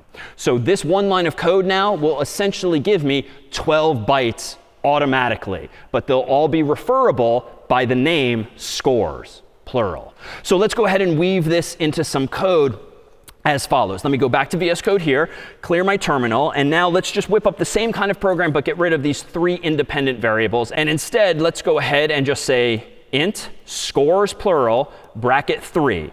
Now I need a way to initialize the 3 values, but this I can do too. It turns out that if I want to put 3 values in this, I just need slightly new syntax. I can say scores bracket 0 equals 72. Scores bracket 1 equals 73. Scores bracket 2 equals 33. So it's not all that different from having 3 variables, but now I technically have 1 variable, and I am indexing into it at different locations, location 0, 1, and 2. And it's 0 because we always, in computing, start counting from 0. So I do scores bracket 0 is going to be my 72 problem set. Scores bracket 1 is my 73 problem set, and scores bracket 2 was my weakest, my 33 p set. Now my syntax down here has to change because there are no more score 1, score 2, score 3 variables, but there are scores bracket 0 plus scores bracket 1 plus, and notice what VS Code is trying to do for me. It's saving me some keystrokes. As I type in scores and type 1 single bracket, notice it finishes my thought for me and magically puts the cursor where I want it, so I can put the 2 right there and generally save on keystrokes. But that has nothing to do with C. It just has to do with VS Code trying to be now helpful. So I think now if I go down here and do make scores /scores, we get the same answer. But it's arguably better designed because I now have 1 variable instead of 3, let alone many more. And in fact, if I wanted to change the total number of scores, I can just change what's in that initial square bracket. So if we consider what's going on now, if we look at the computer's memory, it's the same exact layout, but there's no more 3 variable names. There's 1, scores bracket 0, scores bracket 1, and scores bracket 2. And notice here, ever more important, an array's values are indeed contiguous, back to back to back. Now, the screen is only so wide, so they kind of wrap around to the next row of bytes, but the computer has no notion of up, down, left, right. I mean, it's just a piece of hardware that's got lots of bytes available that can be addressed from the first byte all the way down to the last byte. The wrapping is just a visual artifact on this here screen. All right, so if I've done this now, maybe we can make this program a little more dynamic than just hard coding in my scores. Let me go in and add the CS50 header library so that we could also use, for instance, like getInt and start getting these scores dynamically. So I could do getInt, and I could prompt the user for a score. I could use getInt again, and I can prompt the user for another pset score. I can use getInt a 3rd time and prompt the user for a 3rd such score. And then pretty much the rest of my code can stay the same. Let's do make scores again, /scores, 72, 73, 33. And now my program's a little more interactive. Like this doesn't work for just my 3 scores. It could work for anyone's scores in the class. Now this too hints of bad design. I like my introduction of the array because I now have 1 variable instead of 3. But what now might rub you the wrong way among lines 7, 8, and 9? Yeah. It's repetitive. I mean, I typed it manually, but I might as well have just copied and pasted like literally the same thing. So what's a candidate for fixing this? Like what programming construct might clean this up? Yeah. Yeah, we could use a for loop or a while loop or whatever, but a for loop would get the job done, and that's often my go-to. So let's do that instead. Let's go under my declaration of the array and do for int I equals 0, I less than 3, I plus plus, which we keep seeing again and again. Now, how do I index into the array at the right location? Well, here's where the square brackets are kind of powerful. I can just say my scores array at the location I should get an int from the user as follows. So now I'm using getInt once inside of a loop, but because I keeps getting incremented, as we've done many a time now for meowing and other goals, I'm putting the first one at location 0. Why? Because I is initialized to 0. I'm putting the second one at location 1. Why? Because I'm going to plus plus or increment I on the next iteration, then the next iteration. So this has the ultimate effect of putting these 3 scores at location 0, 1, and 2, instead of me having to type all of that out manually. Now, I don't love how I've done this still. If we really want to nitpick, this solves the problem correctly, but it's kind of got a poor design decision still. It's got a magic number, as people say. What is the magic number here, and why is it bad? Yeah, over here.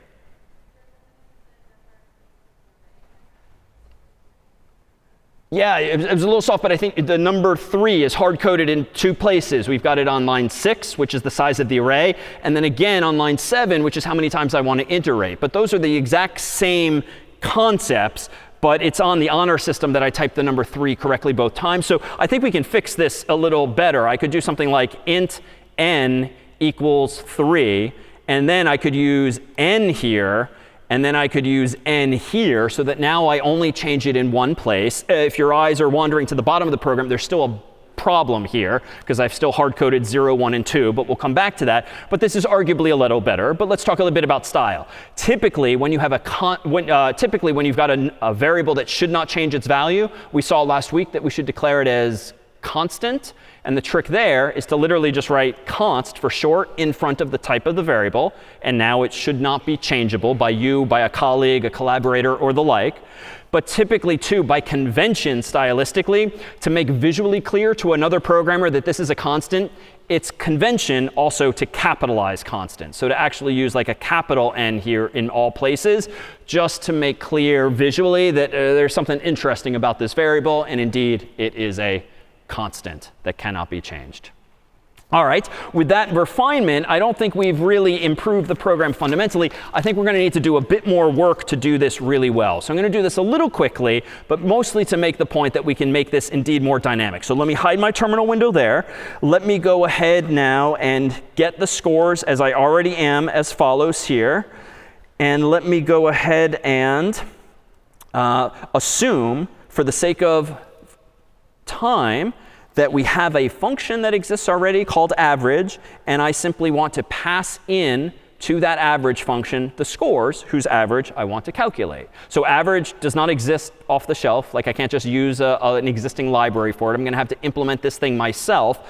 But how? All right, well, let's go ahead and do this. At the top of my file, I'm going to go ahead and define a function called average that takes in what? An array of numbers. So this syntax is going to be a bit new, but the way I do this is int, say array, bracket, 0. Or array sounds a little too generic. Let's just call it numbers, for instance, here. So that says my average function is going to take as an argument an array of numbers. This average function, though, should return a value too. And it should return what type of value from what we've seen thus far? A number, a float specifically. It could be int, but then I'm going to get shortchanged my third of a point potentially. So I think I want it to return a float, or if you really want precision, you could return a double, just to be really nitpicky, but that seems excessive here. All right, well now inside of my average function, how can I calculate the average? Well, this is just kind of like a math thing. So I could declare a variable called sum and set it equal to 0. I could then have a for loop inside of this function for int I gets 0, I less than I'm going to come back to this, the number of numbers in the array, and then I'm going to do I++, and then on each iteration, I'm going to do sum equals whatever the current sum is, plus whatever is in the numbers array at that location.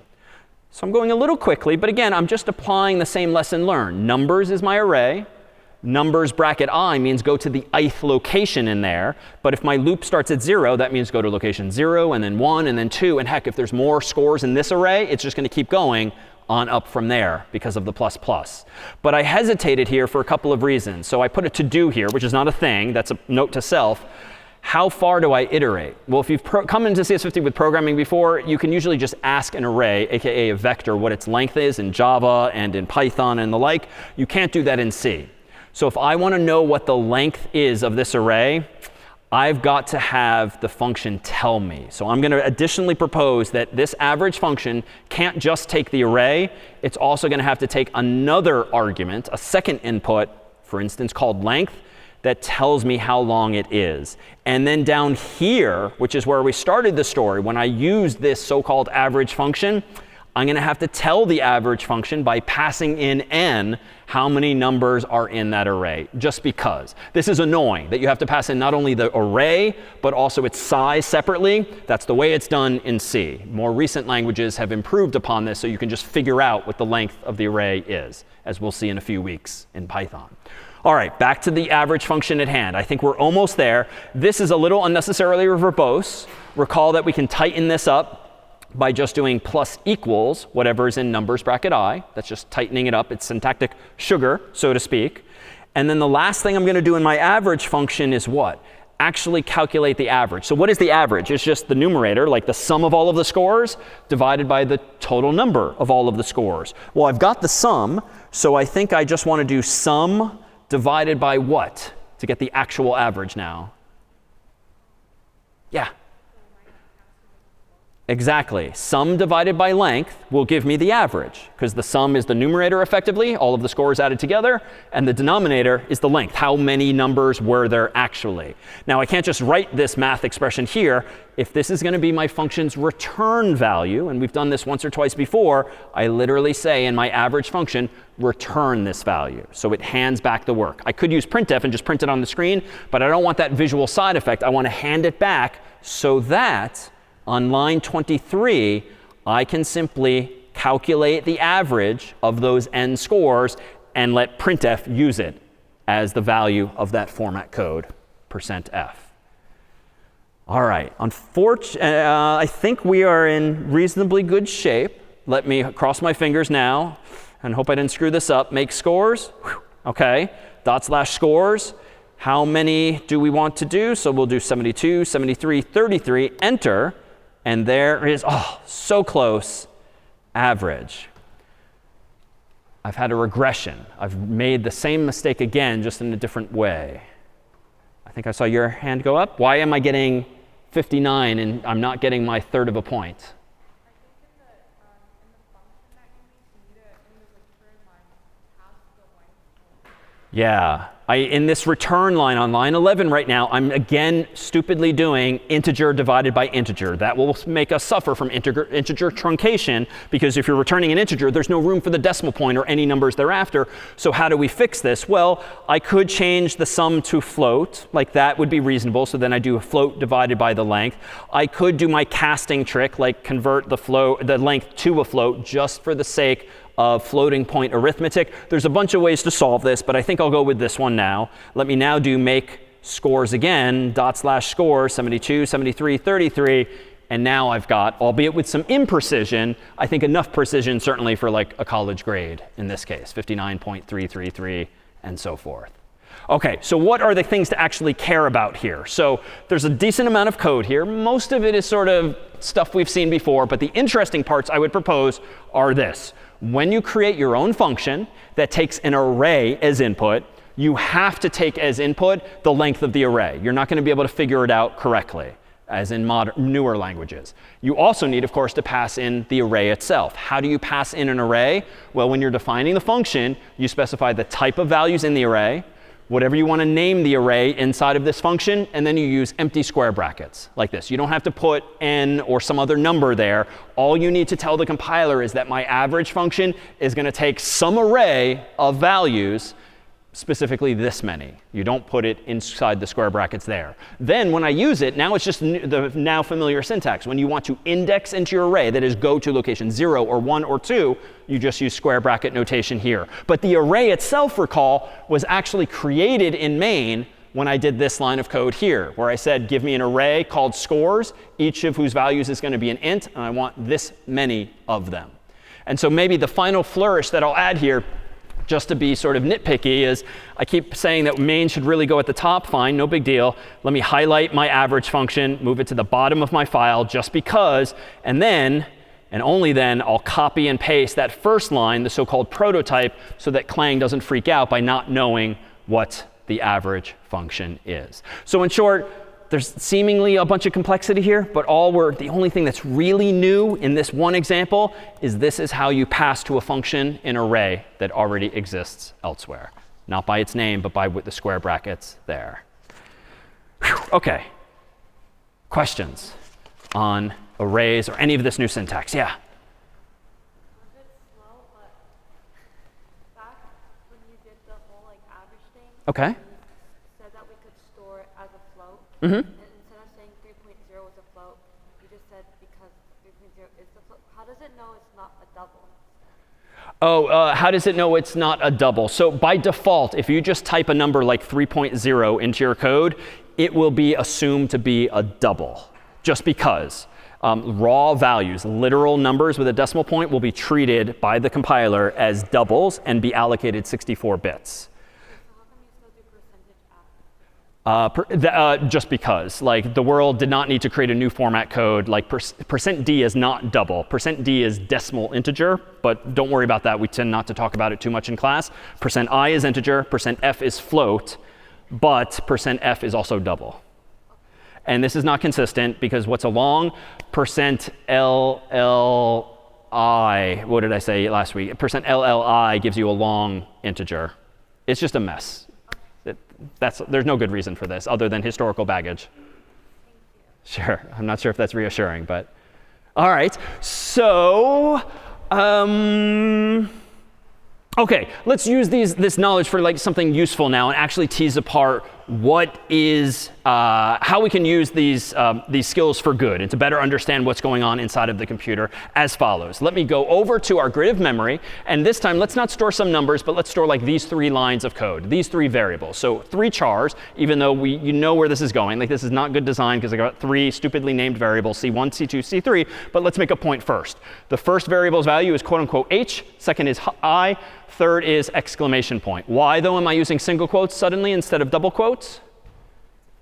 It's a character. Chars are single quotes. Strings are double quotes. And we'll see the distinction why in a moment. So for instance, if this is my grid of memory and this program contains just 3 variables, each of them a char, odds are they'll end up like this in memory. C1, C2, C3, H, I, exclamation point. Assuming there's nothing else going on in my program, they're just going to end up being back to back to back in this way, even though it might not in this way.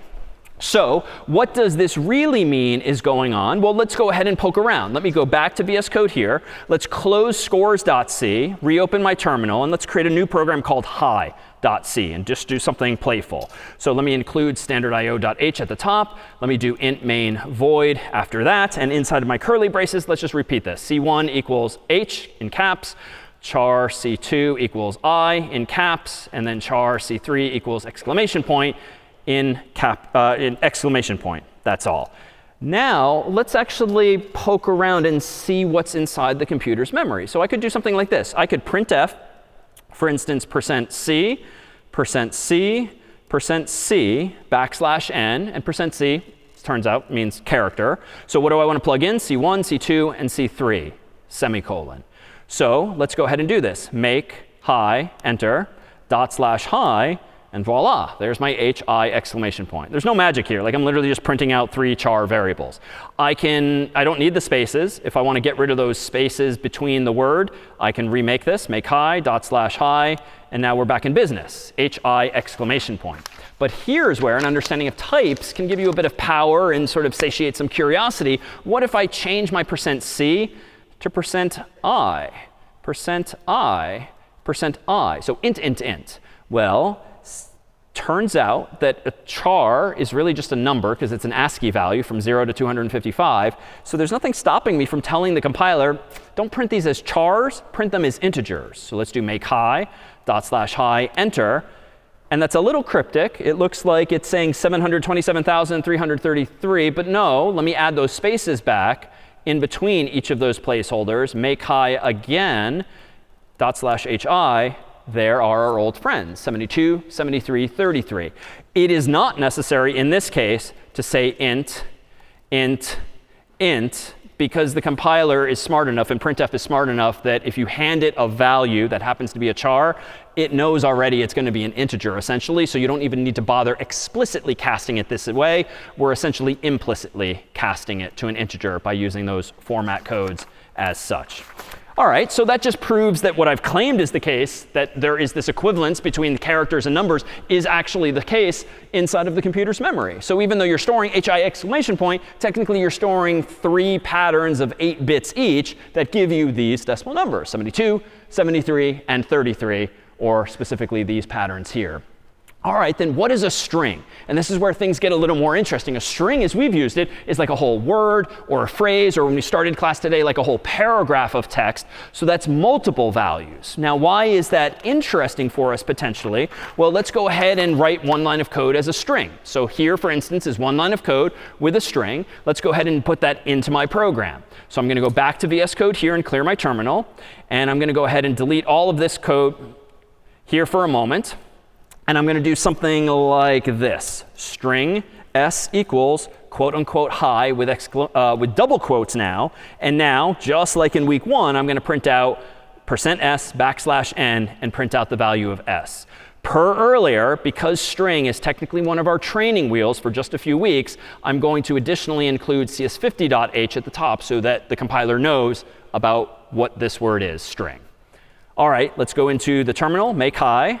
/hi, enter, and we're back in business, printing that out now as an entire string. Well, what's going on inside of the computer's memory this time? Well, I still have hi exclamation point, but it's a string now. Well, it turns out the way that's going to be laid out in the computer's memory is exactly like before. There's no mention of C1, C2, C3 because those variables don't exist. There's just one variable, s, but it's referring to 3 bytes of memory, it would seem, hi exclamation point. And you can kind of see where this is going. Like a string, as a spoiler, turns out is actually just what? It's just going to be an array of characters, hence the dots we're trying to connect today. So at the moment, though, this is a single variable, s, a string, the value of which is hi exclamation point. But you know what? If it is, in fact, an array, I bet we can start playing around with our new square bracket notation and see as much in our actual code. So in fact, let me go ahead and do this. In VS Code now, let's not use %s. Let's use %c, %c, and %c 3 times. Then instead of just s, let's print it out like it is an array, s bracket 0, s bracket 1, s bracket 2. Let's go back to VS Code, my terminal in VS Code, make hi, /hi, and nothing has changed. But I'm printing it out now, 1 character at a time, because I understand what's going on underneath the hood in this case. I can actually see these values now. Let's go ahead and change the %c to %i and add a space just so it's easier to read. %i space, %i space. I don't need my casts in parentheses because printf is smart enough to do this for me. Make hi again, /hi. There again is my 72, 73, 33. However, that came from the mere fact that I put in double quotes hi exclamation point. So what's really happening here is it seems that a string is indeed just an array of characters. But how does the computer know when doing %s know what to actually print? In other words, it stands to reason that eventually, if I've got more variables, more code, there's going to be other stuff in the computer's memory. Why does printf know when using %s to stop here and not just keep printing characters that are over here, especially if I did have more variables and more stuff in memory? Well, let's take a look at what's just past the end of this array. Let's go back to VS Code, and now let's get a little crazy and add in a 4th %i. And even though this shouldn't exist, let's do s bracket 3, which even though it's the number 3, it's the 4th location, but hi exclamation point is only 3 values. So let's look 1 location past the end of this array. Make hi, /hi, interesting. It seems, and maybe it's just luck, good or bad, that the 4th byte in the computer's memory seems to be a 0. Well, that's actually very much by design. It turns out if we look a little further, by convention, what the compiler will do for us automatically is terminate, that is end, any string we put in double quotes with a pattern of 8 0 bits. More succinctly, it's just the number 0, because if you do out the math, where you've got 8 zeros, it gives you 0 in decimal. Or more technically, the way it's typically written is this, because it's not like the number 0 that we want to see on the screen. \0, similar to \n, is sort of a special escape character. This just means literally 8 0 bits, not the number 0 that you might see in a phone number or something like that. So even though we said string s equals quote unquote hi with an exclamation point, seemingly 3 characters, how many bytes does a string of length 3 actually seem to take up in memory? It's actually going to be 4. and this happens automatically. That's what the double quotes are doing for you. They're telling the compiler, this is not just a single character, this is a sequence of characters. Please be sure to terminate it for me automatically with a special pattern of 8 0 bits. And that special pattern of 8 0 bits actually has a name. It's the so-called null character, or NUL for short. The null character is just a byte of 0 bits, and it represents the end of a string. You've actually seen it before, if super briefly, 2 weeks ago. Here was our ASCII chart, and we focused mostly on like this column here and this column here, and then we looked at the exclamation point over here. But all this time over here, ASCII character 0 is null, NUL, which just means that's how you pronounce all 8 0 bits. It's been there this whole time. So why is it done this way? Well, how is the computer actually printing something out in memory? Well, it needs to know where to stop. Printf is pretty stupid. Odds are inside of printf, there's just a loop that starts printing the first character, the next character, the next character, and it's looking for the end of the string. Why? Well, consider what might happen. Suppose you've got a program that has not just one string, but two. For instance, 2 strings like this. So in fact, let me go back to VS Code here, clear my terminal, and let's just make this program a little more interesting for a moment. String t equals quote unquote by, for instance. And then down here, let's do 2 printfs. %s, \n, and print out s. Printf, %s, \n, print out t. Now, to be clear, %s means string placeholder. T and s are just also the names of the variables. There's no %t that we want to use here. All right, let me go down to my terminal, make hi, /hi, and voila, I get hi and bye, just like you would have expected last week. But what's going on inside of the computer's memory? Well, insofar as I've asked it to create 2 variables, s and t, like this, odds are what's happening in the computer's memory is hi is ending up here, aka s. T, because there's nothing else in this program, is probably going to end up here, BYE exclamation point, but it wraps on this particular screen. T is taking up 1, 2, 3, 4, 5 bytes total, just as hi is taking up 4 bytes total, because the compiler is automatically adding for me the \0, the null character, to make clear to other functions where this string ends.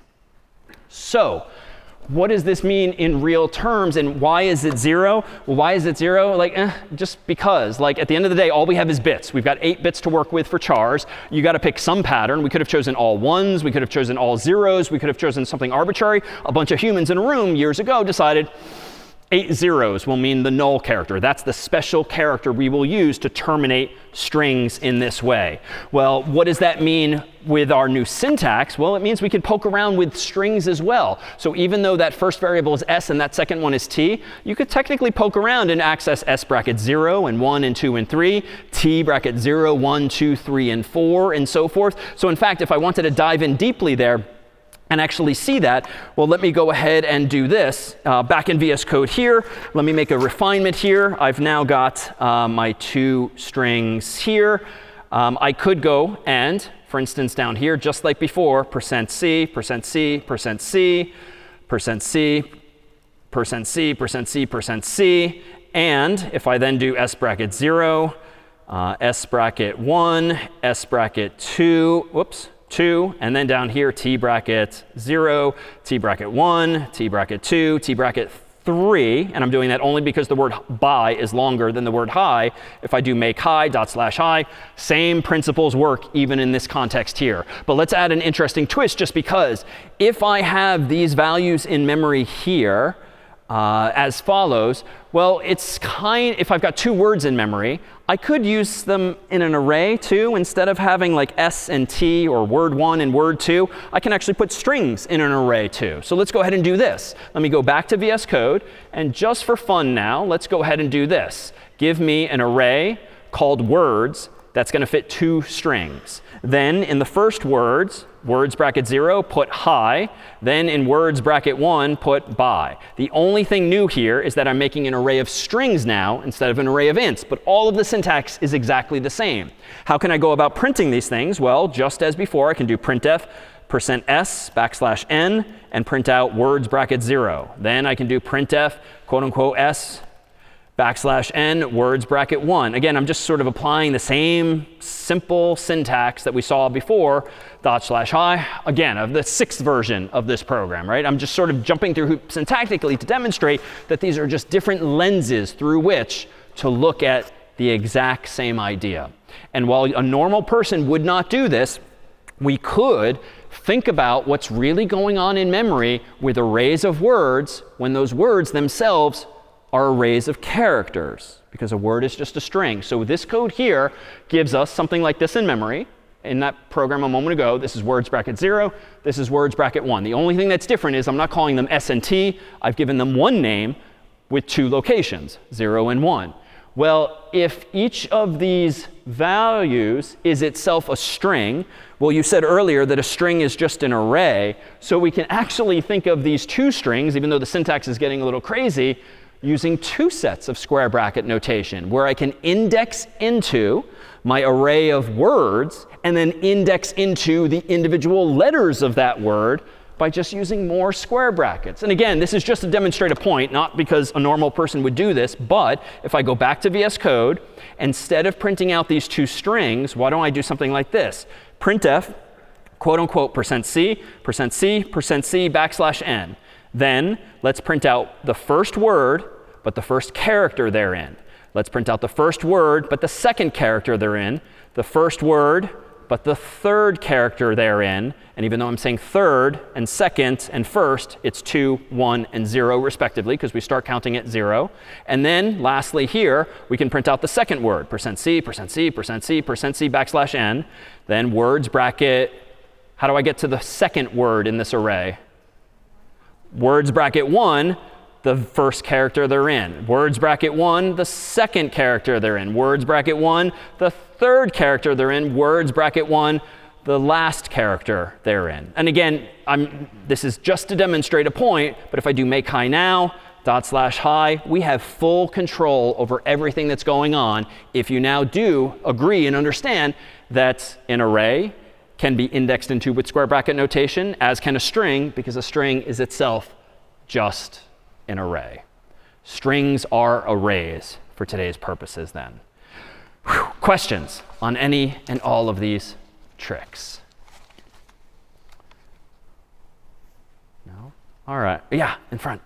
This isn't about what you just did. It was generally a question about the part before. OK. Like with like the full average and left and number, is that establishing an array? Like how do you like establish that? Like how do you establish or create an array? Well, in the context of this program, if I go back to VS Code, line 6 here gives me an array of size 2.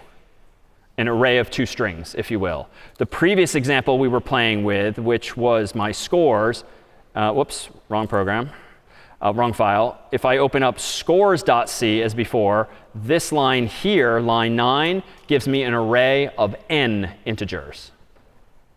So that is what establishes or creates the array in memory. You specify a name, the size, and the type. That's all. And the only thing that's new today, again, is the square bracket notation, which in this context creates an array of that size. But once it exists, you can then access that chunk of memory by using square brackets as well. Other questions on arrays? Yeah, in front.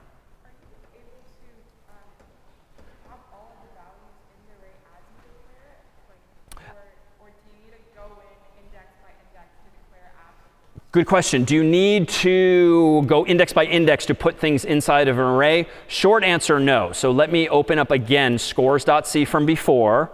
And what I could have done in an earlier version of my program would be something like this. I could have done 72, 73, 33. And I deliberately didn't show this because I didn't want to add too much complexity.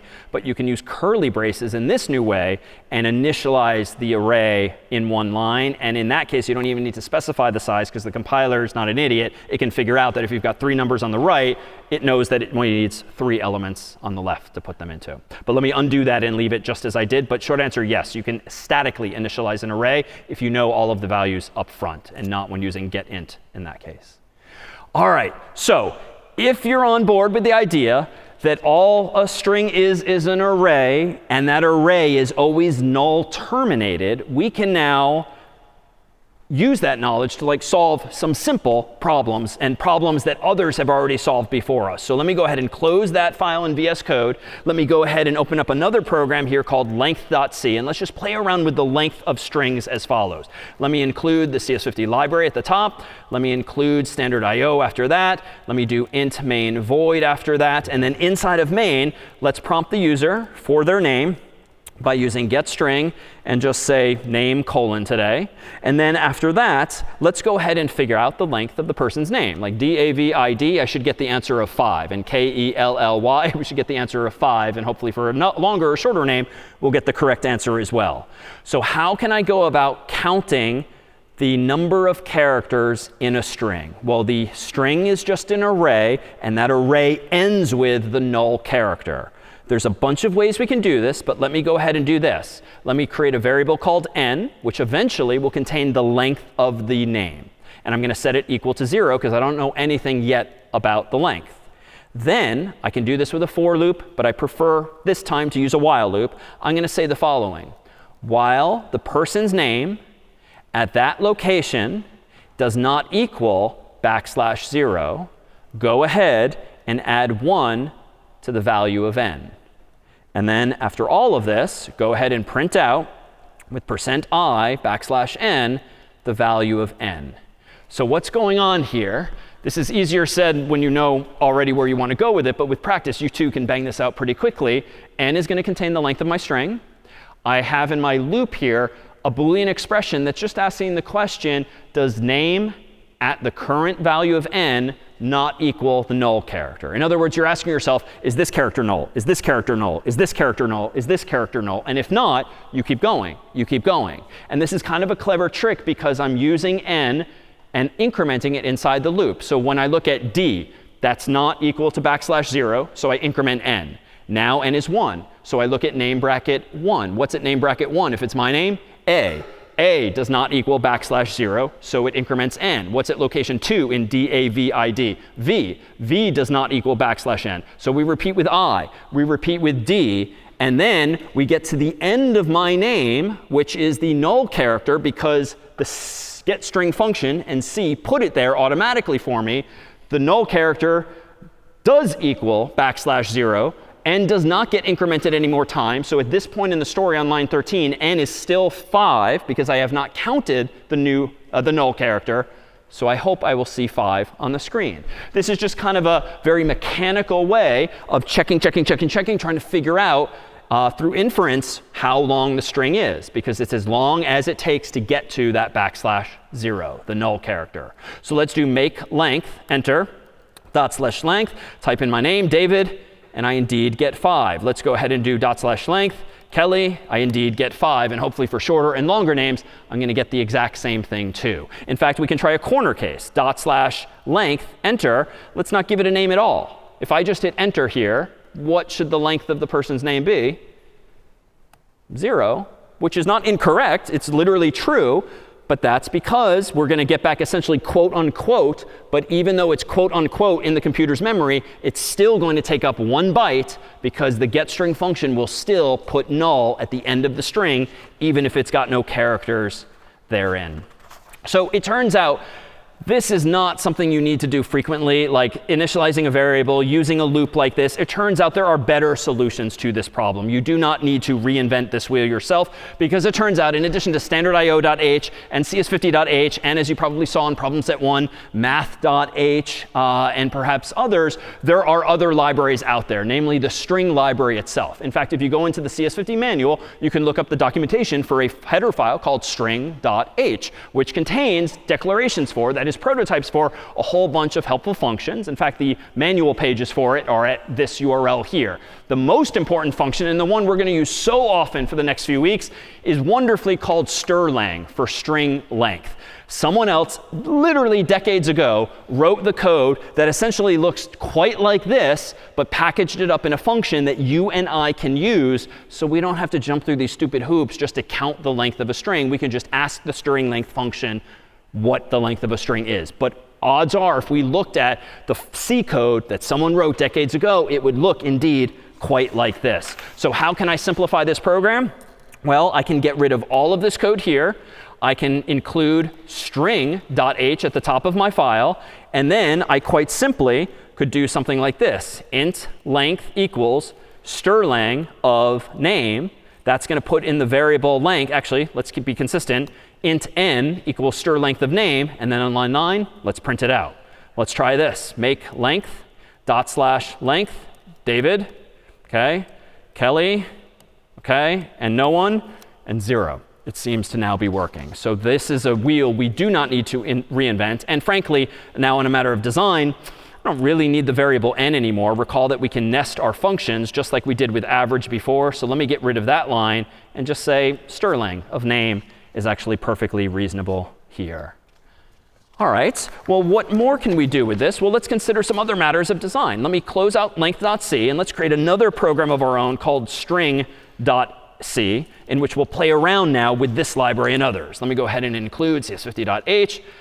Let me go ahead and include standard.io.h. Let me go ahead and include also string.h. All right, what do I want to now do? Well, int main void, and inside of main, let's go ahead and write a program that prints a string character by character, just to demonstrate these mechanics. So string s equals get string, and I'm going to ask the user for some input, because I just want to play around with any old string.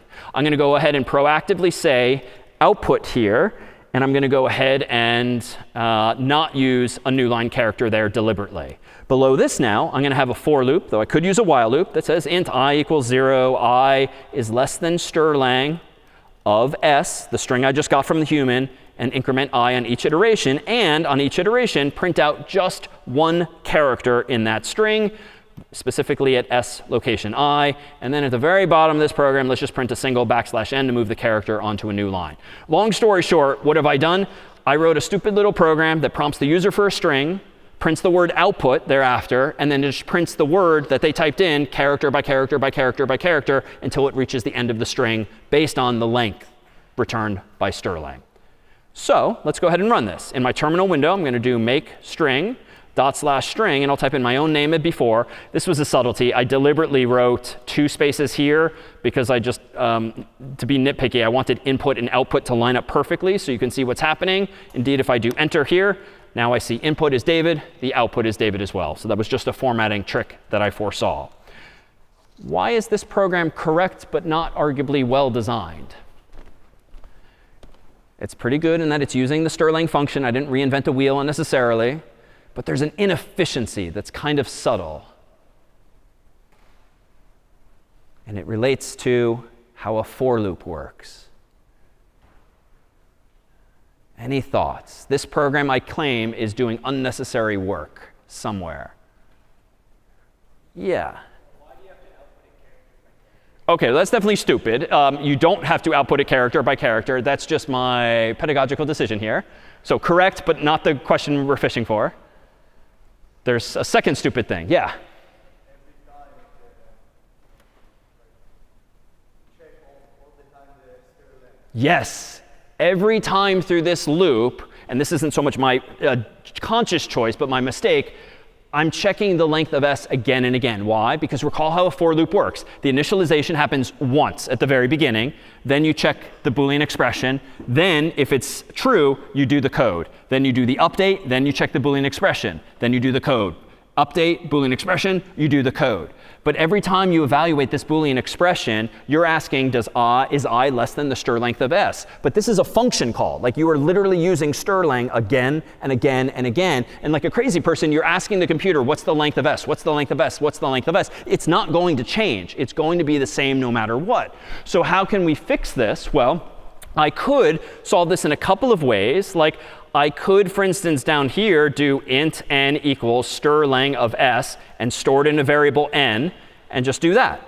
I think that eliminates the inefficiency because now I calculate the length of s once It's not going to change, nor is my variable, so I can now use and reuse that variable. It's just saving me a little bit of time, microseconds maybe. But when you're writing bigger programs and you're doing things in loops, if that loop is running not 3 times or 5, but 1,000,000 times, millions of times, all of those microseconds, milliseconds might very well add up. But it turns out there's some syntactic tricks we can do too. I alluded to this earlier. If you want to initialize not 1 variable, but 2, you can actually do it all before the first semicolon, like that.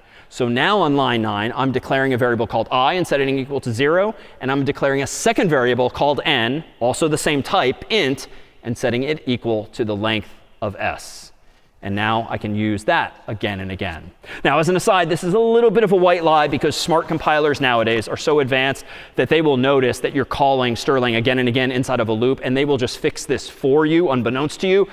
But it's representative of a class of problems that you should be able to spot with your own human eyes and avoid altogether so that you don't waste more time and more compute and more money in some sense than you might otherwise need to in this case.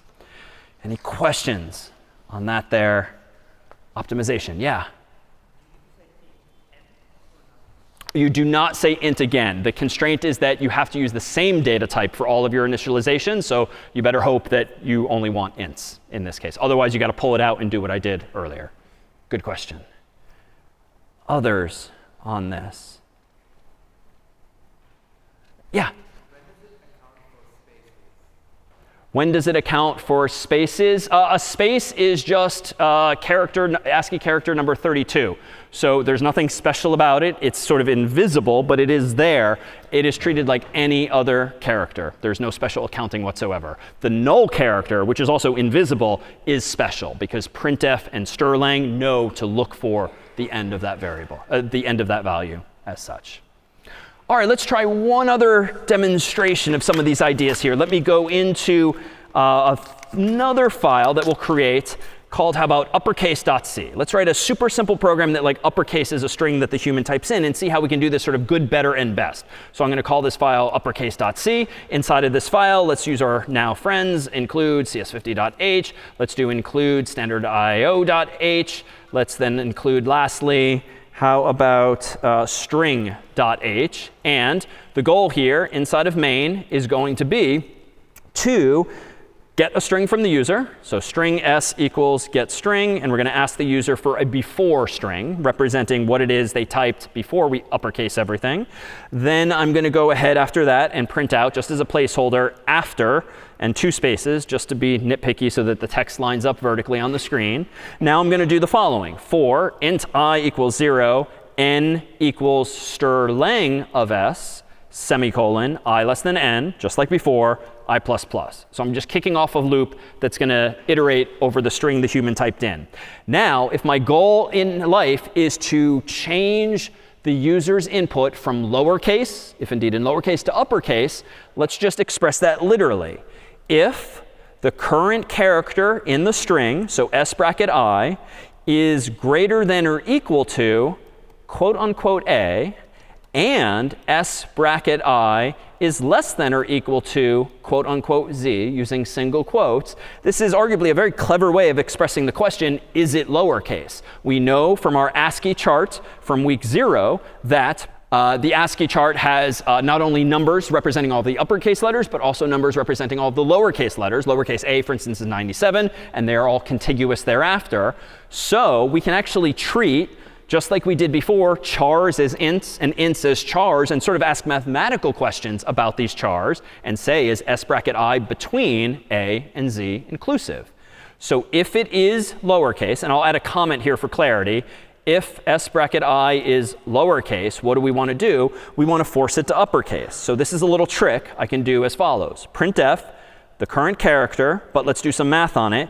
Let's change s bracket I by subtracting some value. Well, what might that value be? Well, recall from week 0 our ASCII chart here. And let's focus, for instance, on the lowercase letters here and the uppercase letters here. What's the distance between all upper and lowercase letters? It's 32, right? And the lowercase letters are bigger. So it stands to reason if I just subtract 32 from the lowercase letter, it's going to immediately get me to the uppercase version thereof. So this is kind of cool. So I can actually go back to VS Code, and I can literally subtract the number 32 in this case, because ASCII is a standard. It's not going to change. Else, if the letter is not lowercase, I'm just going to go ahead and print it out unchanged without doing any mathematics at all to it. And I'll make clear with a comment, else if not lowercase. Makes clear what's going on there. All right, let me go ahead and make uppercase in my terminal window, /uppercase. Let's type in my name all lowercase, and I get back David. Oh, minor bug. Couple bugs, actually. Let me fix my spacing. I think I want another space after the word after. And at the very bottom of my program, I think I want a \n. Now, let's rerun make on uppercase, /uppercase, enter, DAVID. And now, it's forcing it all to uppercase. Meanwhile, if I do it once more and type in name capitalized, it's still going to force everything else to uppercase. Questions? Your spacing was fine. You just forgot the T and after. Oh, I'm an idiot. OK, thank you. Yes, I misspelled after. Otherwise, my alignment would have worked. So let's do this again. Make uppercase, if only so that we can prove it's the same. DAVID in all lowercase. And there we go. That was, thank you, the intent. All right, so it's kind of a little trick, but this is kind of tedious, right? Like Microsoft Word, Google Docs all have the ability to toggle case from uppercase to lowercase or lowercase to uppercase. It's kind of annoying that you have to write this much code to achieve something so simple, seemingly, and so commonplace. Well, it turns out there's a better approach here, too. In addition to there being the string library, there's also the ctype library. In ctype.h, another header file, there's a whole bunch of other functions that are useful that relate to characters in ASCII. So for instance, if we go ahead and use this as follows, I'm going to go ahead at the top of my file here and include now ctype.h. It turns out there's going to be functions via which I can actually ask these questions myself. For instance, in this next version of the program, I don't need to do any of this clever but pretty verbose math. I can just say if the isLower function, which comes from the ctype library, passing in s_i, returns true, will then convert the letter to uppercase by subtracting 32. But you know, I don't even need to do this mental math or math in code. I can also, from the ctype library, use a function called toUpper, which takes as input a character like s_i and let someone else's function do the work for me. So let me go back down to my terminal window here. Let me make uppercase now, /uppercase enter before DAVID.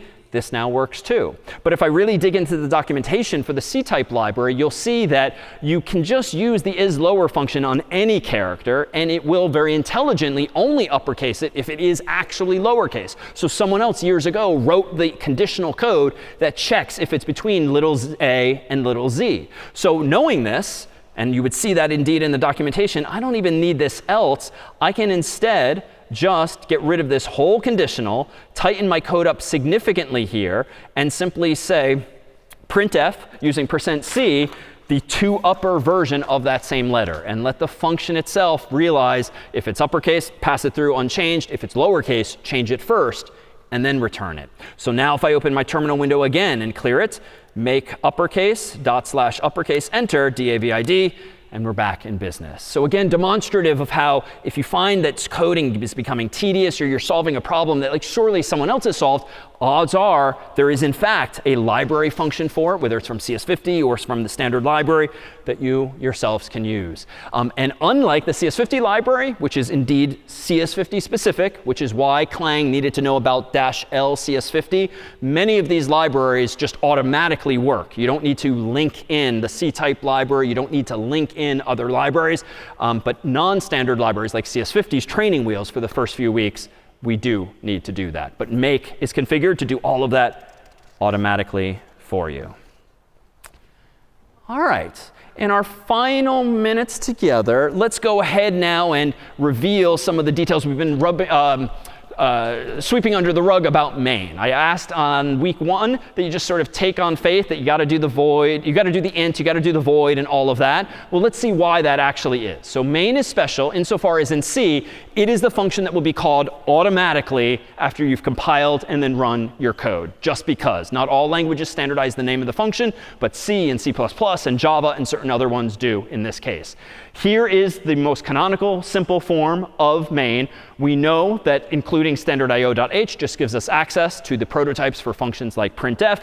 But what's going on with int and what's going on with void? Well, void in parentheses here just means that main, and in turn, all of the programs we've written up until this moment do not take command line arguments. Literally every program we've written, /a.out, /hello, /scores, /everything else, I have never once typed another word after the name of our programs that we've written in class. That is because every program has void inside of these parentheses telling the computer this program does not take command line arguments, words after the program's name. That is different from make and code and cd and other commands that you've typed with words after their names at the prompt. But it turns out the other supported syntax for the main function in C can look like this too, which at a glance looks like kind of a mouthful, but it just means that main can take 0 arguments or it can take 2.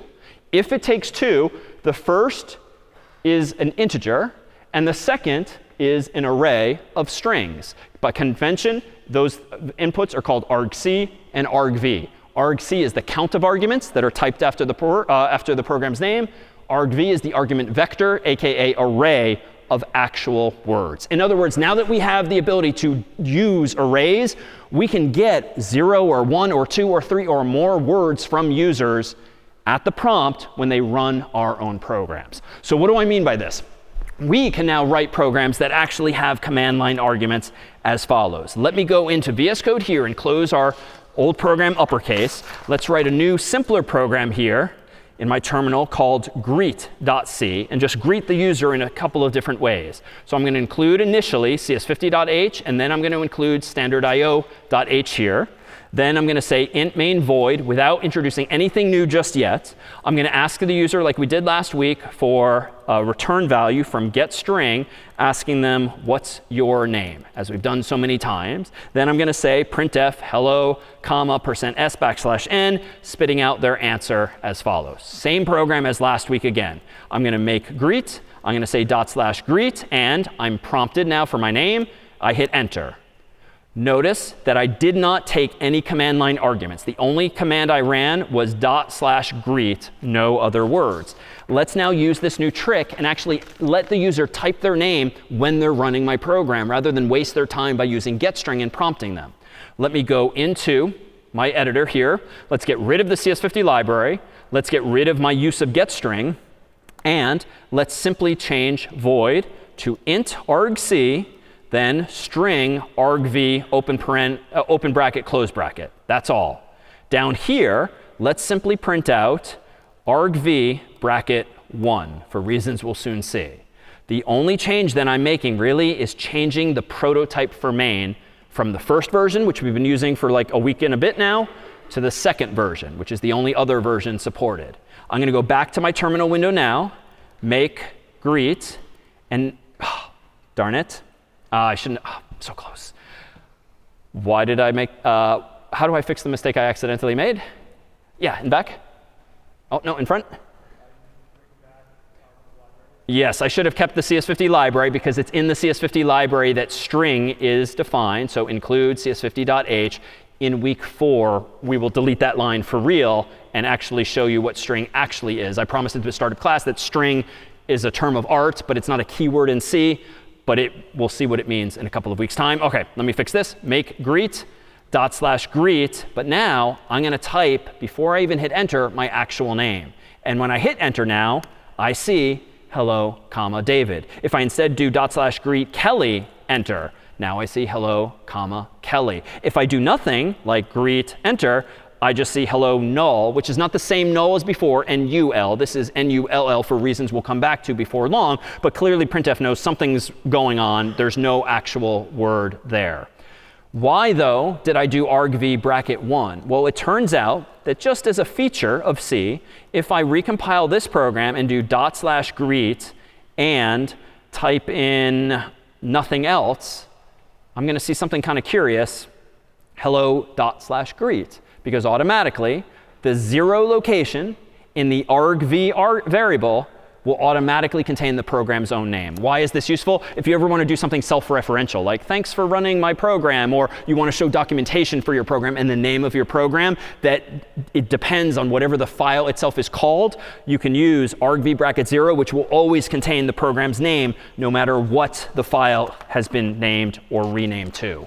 But we can fix that null issue now in a couple of ways. So argc is the other input that I said now can exist, which is the count of arguments at the prompt. So if I want to check if the user actually typed their name, I could say something like if argc equals 2, well then, and only then, go ahead and print out their name. Else, let's just do some clever default like printf, quote unquote, hello world, or heck, nothing at all. This version of the program now is a little smarter because when I run make greet and do /greet of my name, works exactly as intended. But if I forget and only do /greet, it's going to say hello world. Moreover, if I don't quite cooperate and I say David Malan, enter, it similarly just ignores me because arg count is not 2 anymore. It's now 3.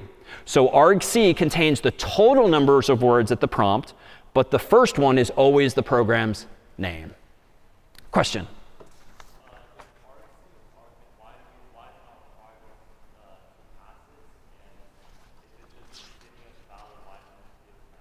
Sorry, can you say that once a little louder?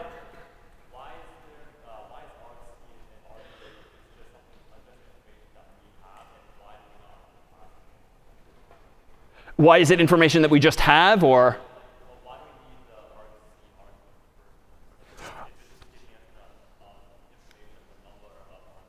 Oh, so the short answer is just because. Like the definition of C, if you look up the documentation for C, you can either define main as taking no arguments with the word void, or you can specify that main can take 2 arguments. And the compiler and the operating system will just ensure that if you provide 2, those 2 variables, argc and argv, will be filled with those 2 values automatically. Someone else decided that, though. That's just the way it works. You can't put 3 there, you can't put 4 there. You can change the names of those variables, but not the types because of this convention. So there's one last feature of main then. It's the actual value it returns. Up until now, every program I've written starts with int main something. Int main something. What is that int? We have yet to use it. Technically, the value that main returns is going to be called the so-called exit status, which is a numeric status that indicates success or failure.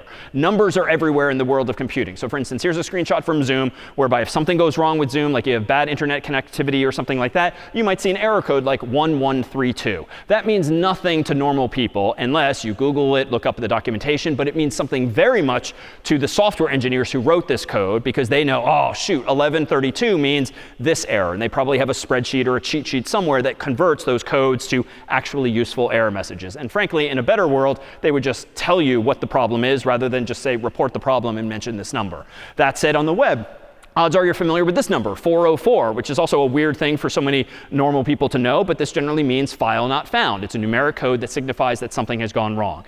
Exit status isn't quite this, but it's similar in spirit.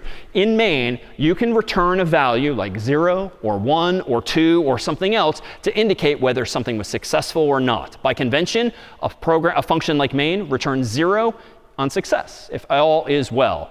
And that leaves you then with like several hundred possible things that can go wrong, because you could return 1 to signify one thing, 2 to return another, 3 to signify another, and so long as you have a spreadsheet or a cheat sheet or something, you can just keep track as the programmer as to what error means what. So what does this mean in real terms? Well, if I go over to VS Code here, let me implement a relatively simple program, our last, called status.c. So in status.c, I'm going to go ahead and use the CS50 library at the top, the standard IO library at the top, and then inside of int main, and with our new format, int argc, string argv, square brackets, inside of main, I'm going to now do the following. If argc does not equal 2, then I'm going to go ahead and print out this time a warning. I'm not going to have some silly default like hello world. Let's tell the user that they didn't use my program correct. And I'm going to say printf missing command line argument. And we'll assume they know what that means. Then, to signify an error, I'm going to say return 1. It could be 2, it could be 3, but this is the first possible error, so I'm going to start simple with 1. Otherwise, if argc does equal 2, and I get to this part of my code, I'm going to say hello comma, %s\n, and pass in argv bracket 1, just like before. And just to be super specific, I'm going to return 0 to tell the computer, the operating system, that this is success. 0 signifies success. Any other value signifies error. Let's make status now. Let's do /status. And this is a little magical, but let me go ahead and cooperate initially. I'm going to type in my name, David, and I'm going to see hello, comma, David. Most people wouldn't know this, but among the commands you can type at your terminal are this one here. And the TFs and I, the TAs and I would do something like this. We, after running your code, can do echo space $? and we can see secretly the return value that your program returned, 0 in this case. Meanwhile, if we do this again, /status, status, and let me not type my name this time. When I do this, I see missing command line argument. What value should the code have returned then? 1. So let's see, echo $? There's the 1. So even after just 1 week of CS50, if you've ever wondered how Check50 knows if your code was correct or not, among the ways we check for that is by checking this semi-secret status code, this exit status, which isn't really a secret. It's just not displayed to normal people because it's not all that enlightening unless you're the software developer who wrote the code in question. But this means we could return 1 in some cases, or 2 in other cases, or 3 or 4 in yet others. And these command line arguments are sort of everywhere. And in fact, a program I skipped over a moment ago was going to be this. There's no academic value to what you're about to see, but another program that takes command line arguments is known as Cowsay. And this is sort of very famous in computing circles because it's been on systems for many years. Cowsay is a program that allows you to type in a word after the prompt like moo, and it will print out what's called ASCII art, an adorable little cow with a speech bubble that says moo, so kind of evocative of like Scratch. But it takes other command line arguments, not just the words that you want to come out of its mouth, but even the appearance that you want it to have. So for instance, I can say -f duck and run it again, enter, and now I have a little cute duck saying moo, which is a bit of a bug, so let me change that to quack, for instance, instead. And again, no academic value here. It's just fun to now play with the various options. But if we really want to have fun with this, we can do another one. So cow say -f dragon, and we can say something like roar. And now we have this crazy dragon appearing on the screen, which is to say, again, no value here. It's just fun to play with command line arguments sometimes. And how is Cowsay doing this? Well, someone wrote code, maybe in C or some other language, using argc and argv and poking around at their values, and maybe a conditional that says if the -f value is dragon, then print this graphic. Else if the value is duck, then print this other one. It all boils down to the same fundamentals of week 0 of functions and conditionals and loops and Boolean expressions and the like. It's just being composed into more and more interesting things. And indeed, in closing, among the other interesting things we'll play with this week to come full circle is that of cryptography, the art of scrambling information so as to have secure communication. So important nowadays with passwords and credit card numbers and personal messages that you might want to send. And we'll have you explore through code some of the algorithms via which you yourselves can encrypt information. And there's a number of ways we can do this form of encryption, and they all boil down to this mental model. You've got some input, like the message you want to send, and you want to encipher it somehow, encrypt it somehow, so that no one knows what message you've sent. So you want your plain text, which is the human readable version in English or any other language, to become ciphertext ultimately. So the code you'll be writing this week is inside of this black box, some kind of cipher, an algorithm that encrypts information so that you can do exactly this. Now the catch is that you can't just give it plain text and run it through an algorithm and get ciphertext, because you need to somehow have a secret typically for encryption to work. Like if I'm going to send a message to someone in back, well, I could just randomize the letters that I'm writing down, but how would they know how to reverse that process? Probably what we need to do is agree in advance that, you know what, I'm going to change every A to a B, and every B to a C, and a C to a D, and a Z to an A. I'll wrap back around at the end of the alphabet. It's not very sophisticated, but no middle school teacher, if they intercept 2 kids passing notes in class, are going to waste time trying to figure out this cipher. But it does presuppose that there's a secret between them, the number 1 in that case, because I'm changing every letter by 1 place. So how might this work? Well, if I want to encrypt the word hi, H-I exclamation point, and my secret key with someone that I've come up with in advance is 1, I should send the ciphertext IJ exclamation point. Now, this is a simple cipher, so I'm not really encrypting the punctuation, which may or may not be a good thing, but I am encrypting at least the alphabetical letters. But what does the recipient then have to do to decrypt this message? When they see on paper IJ exclamation point, how do they know what I said? Well, they use that same key, but subtract. So B becomes A, C becomes B, A becomes Z, and so forth, essentially inverting the key from +1 to -1. Of course, slightly more secure than a cipher of 1, a key of 1 would be 13. And in fact, in computing circles, 13 has special significance. ROT13, ROT13 is an algorithm that's been used for many years online just to sort of avoid spoilers, like Reddit might do this or other websites where they want you to have to do some effort to see what the message says.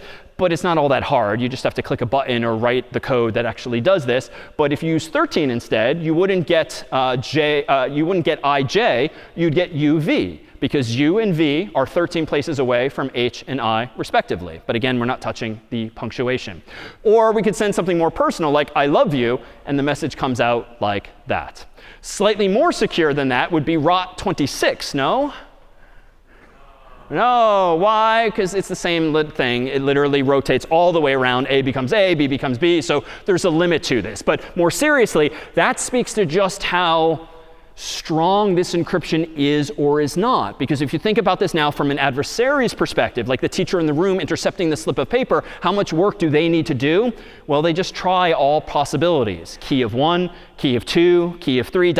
key of 25. And at some point, they will see clearly that they guessed the key, which means that cipher is not very secure. Nonetheless, what we're talking about is historically known as the Caesar cipher, because back in the day, when Caesar was communicating by legend with his generals, if you're the first human on Earth to come up with encryption or come up with this specific cipher, it doesn't really matter how not complex it is if no one else knows what's going on. Nowadays, it's not hard at all to write some C code or any other language that could just brute force their way through this. So there are much more sophisticated algorithms nowadays than simple rotations of letters of the alphabet, as we'll soon see. But when it comes to decryption, it really is just a matter of reversing that process. So this message here, if we rotate all the letters in the opposite direction by subtracting 1, will be our final flourish for today. There's a bit of a hint there which will reveal that this message and our final words for us as the clock strikes 4:15 is going to be the U becomes T and the I becomes H. I'm the only one this is amusing.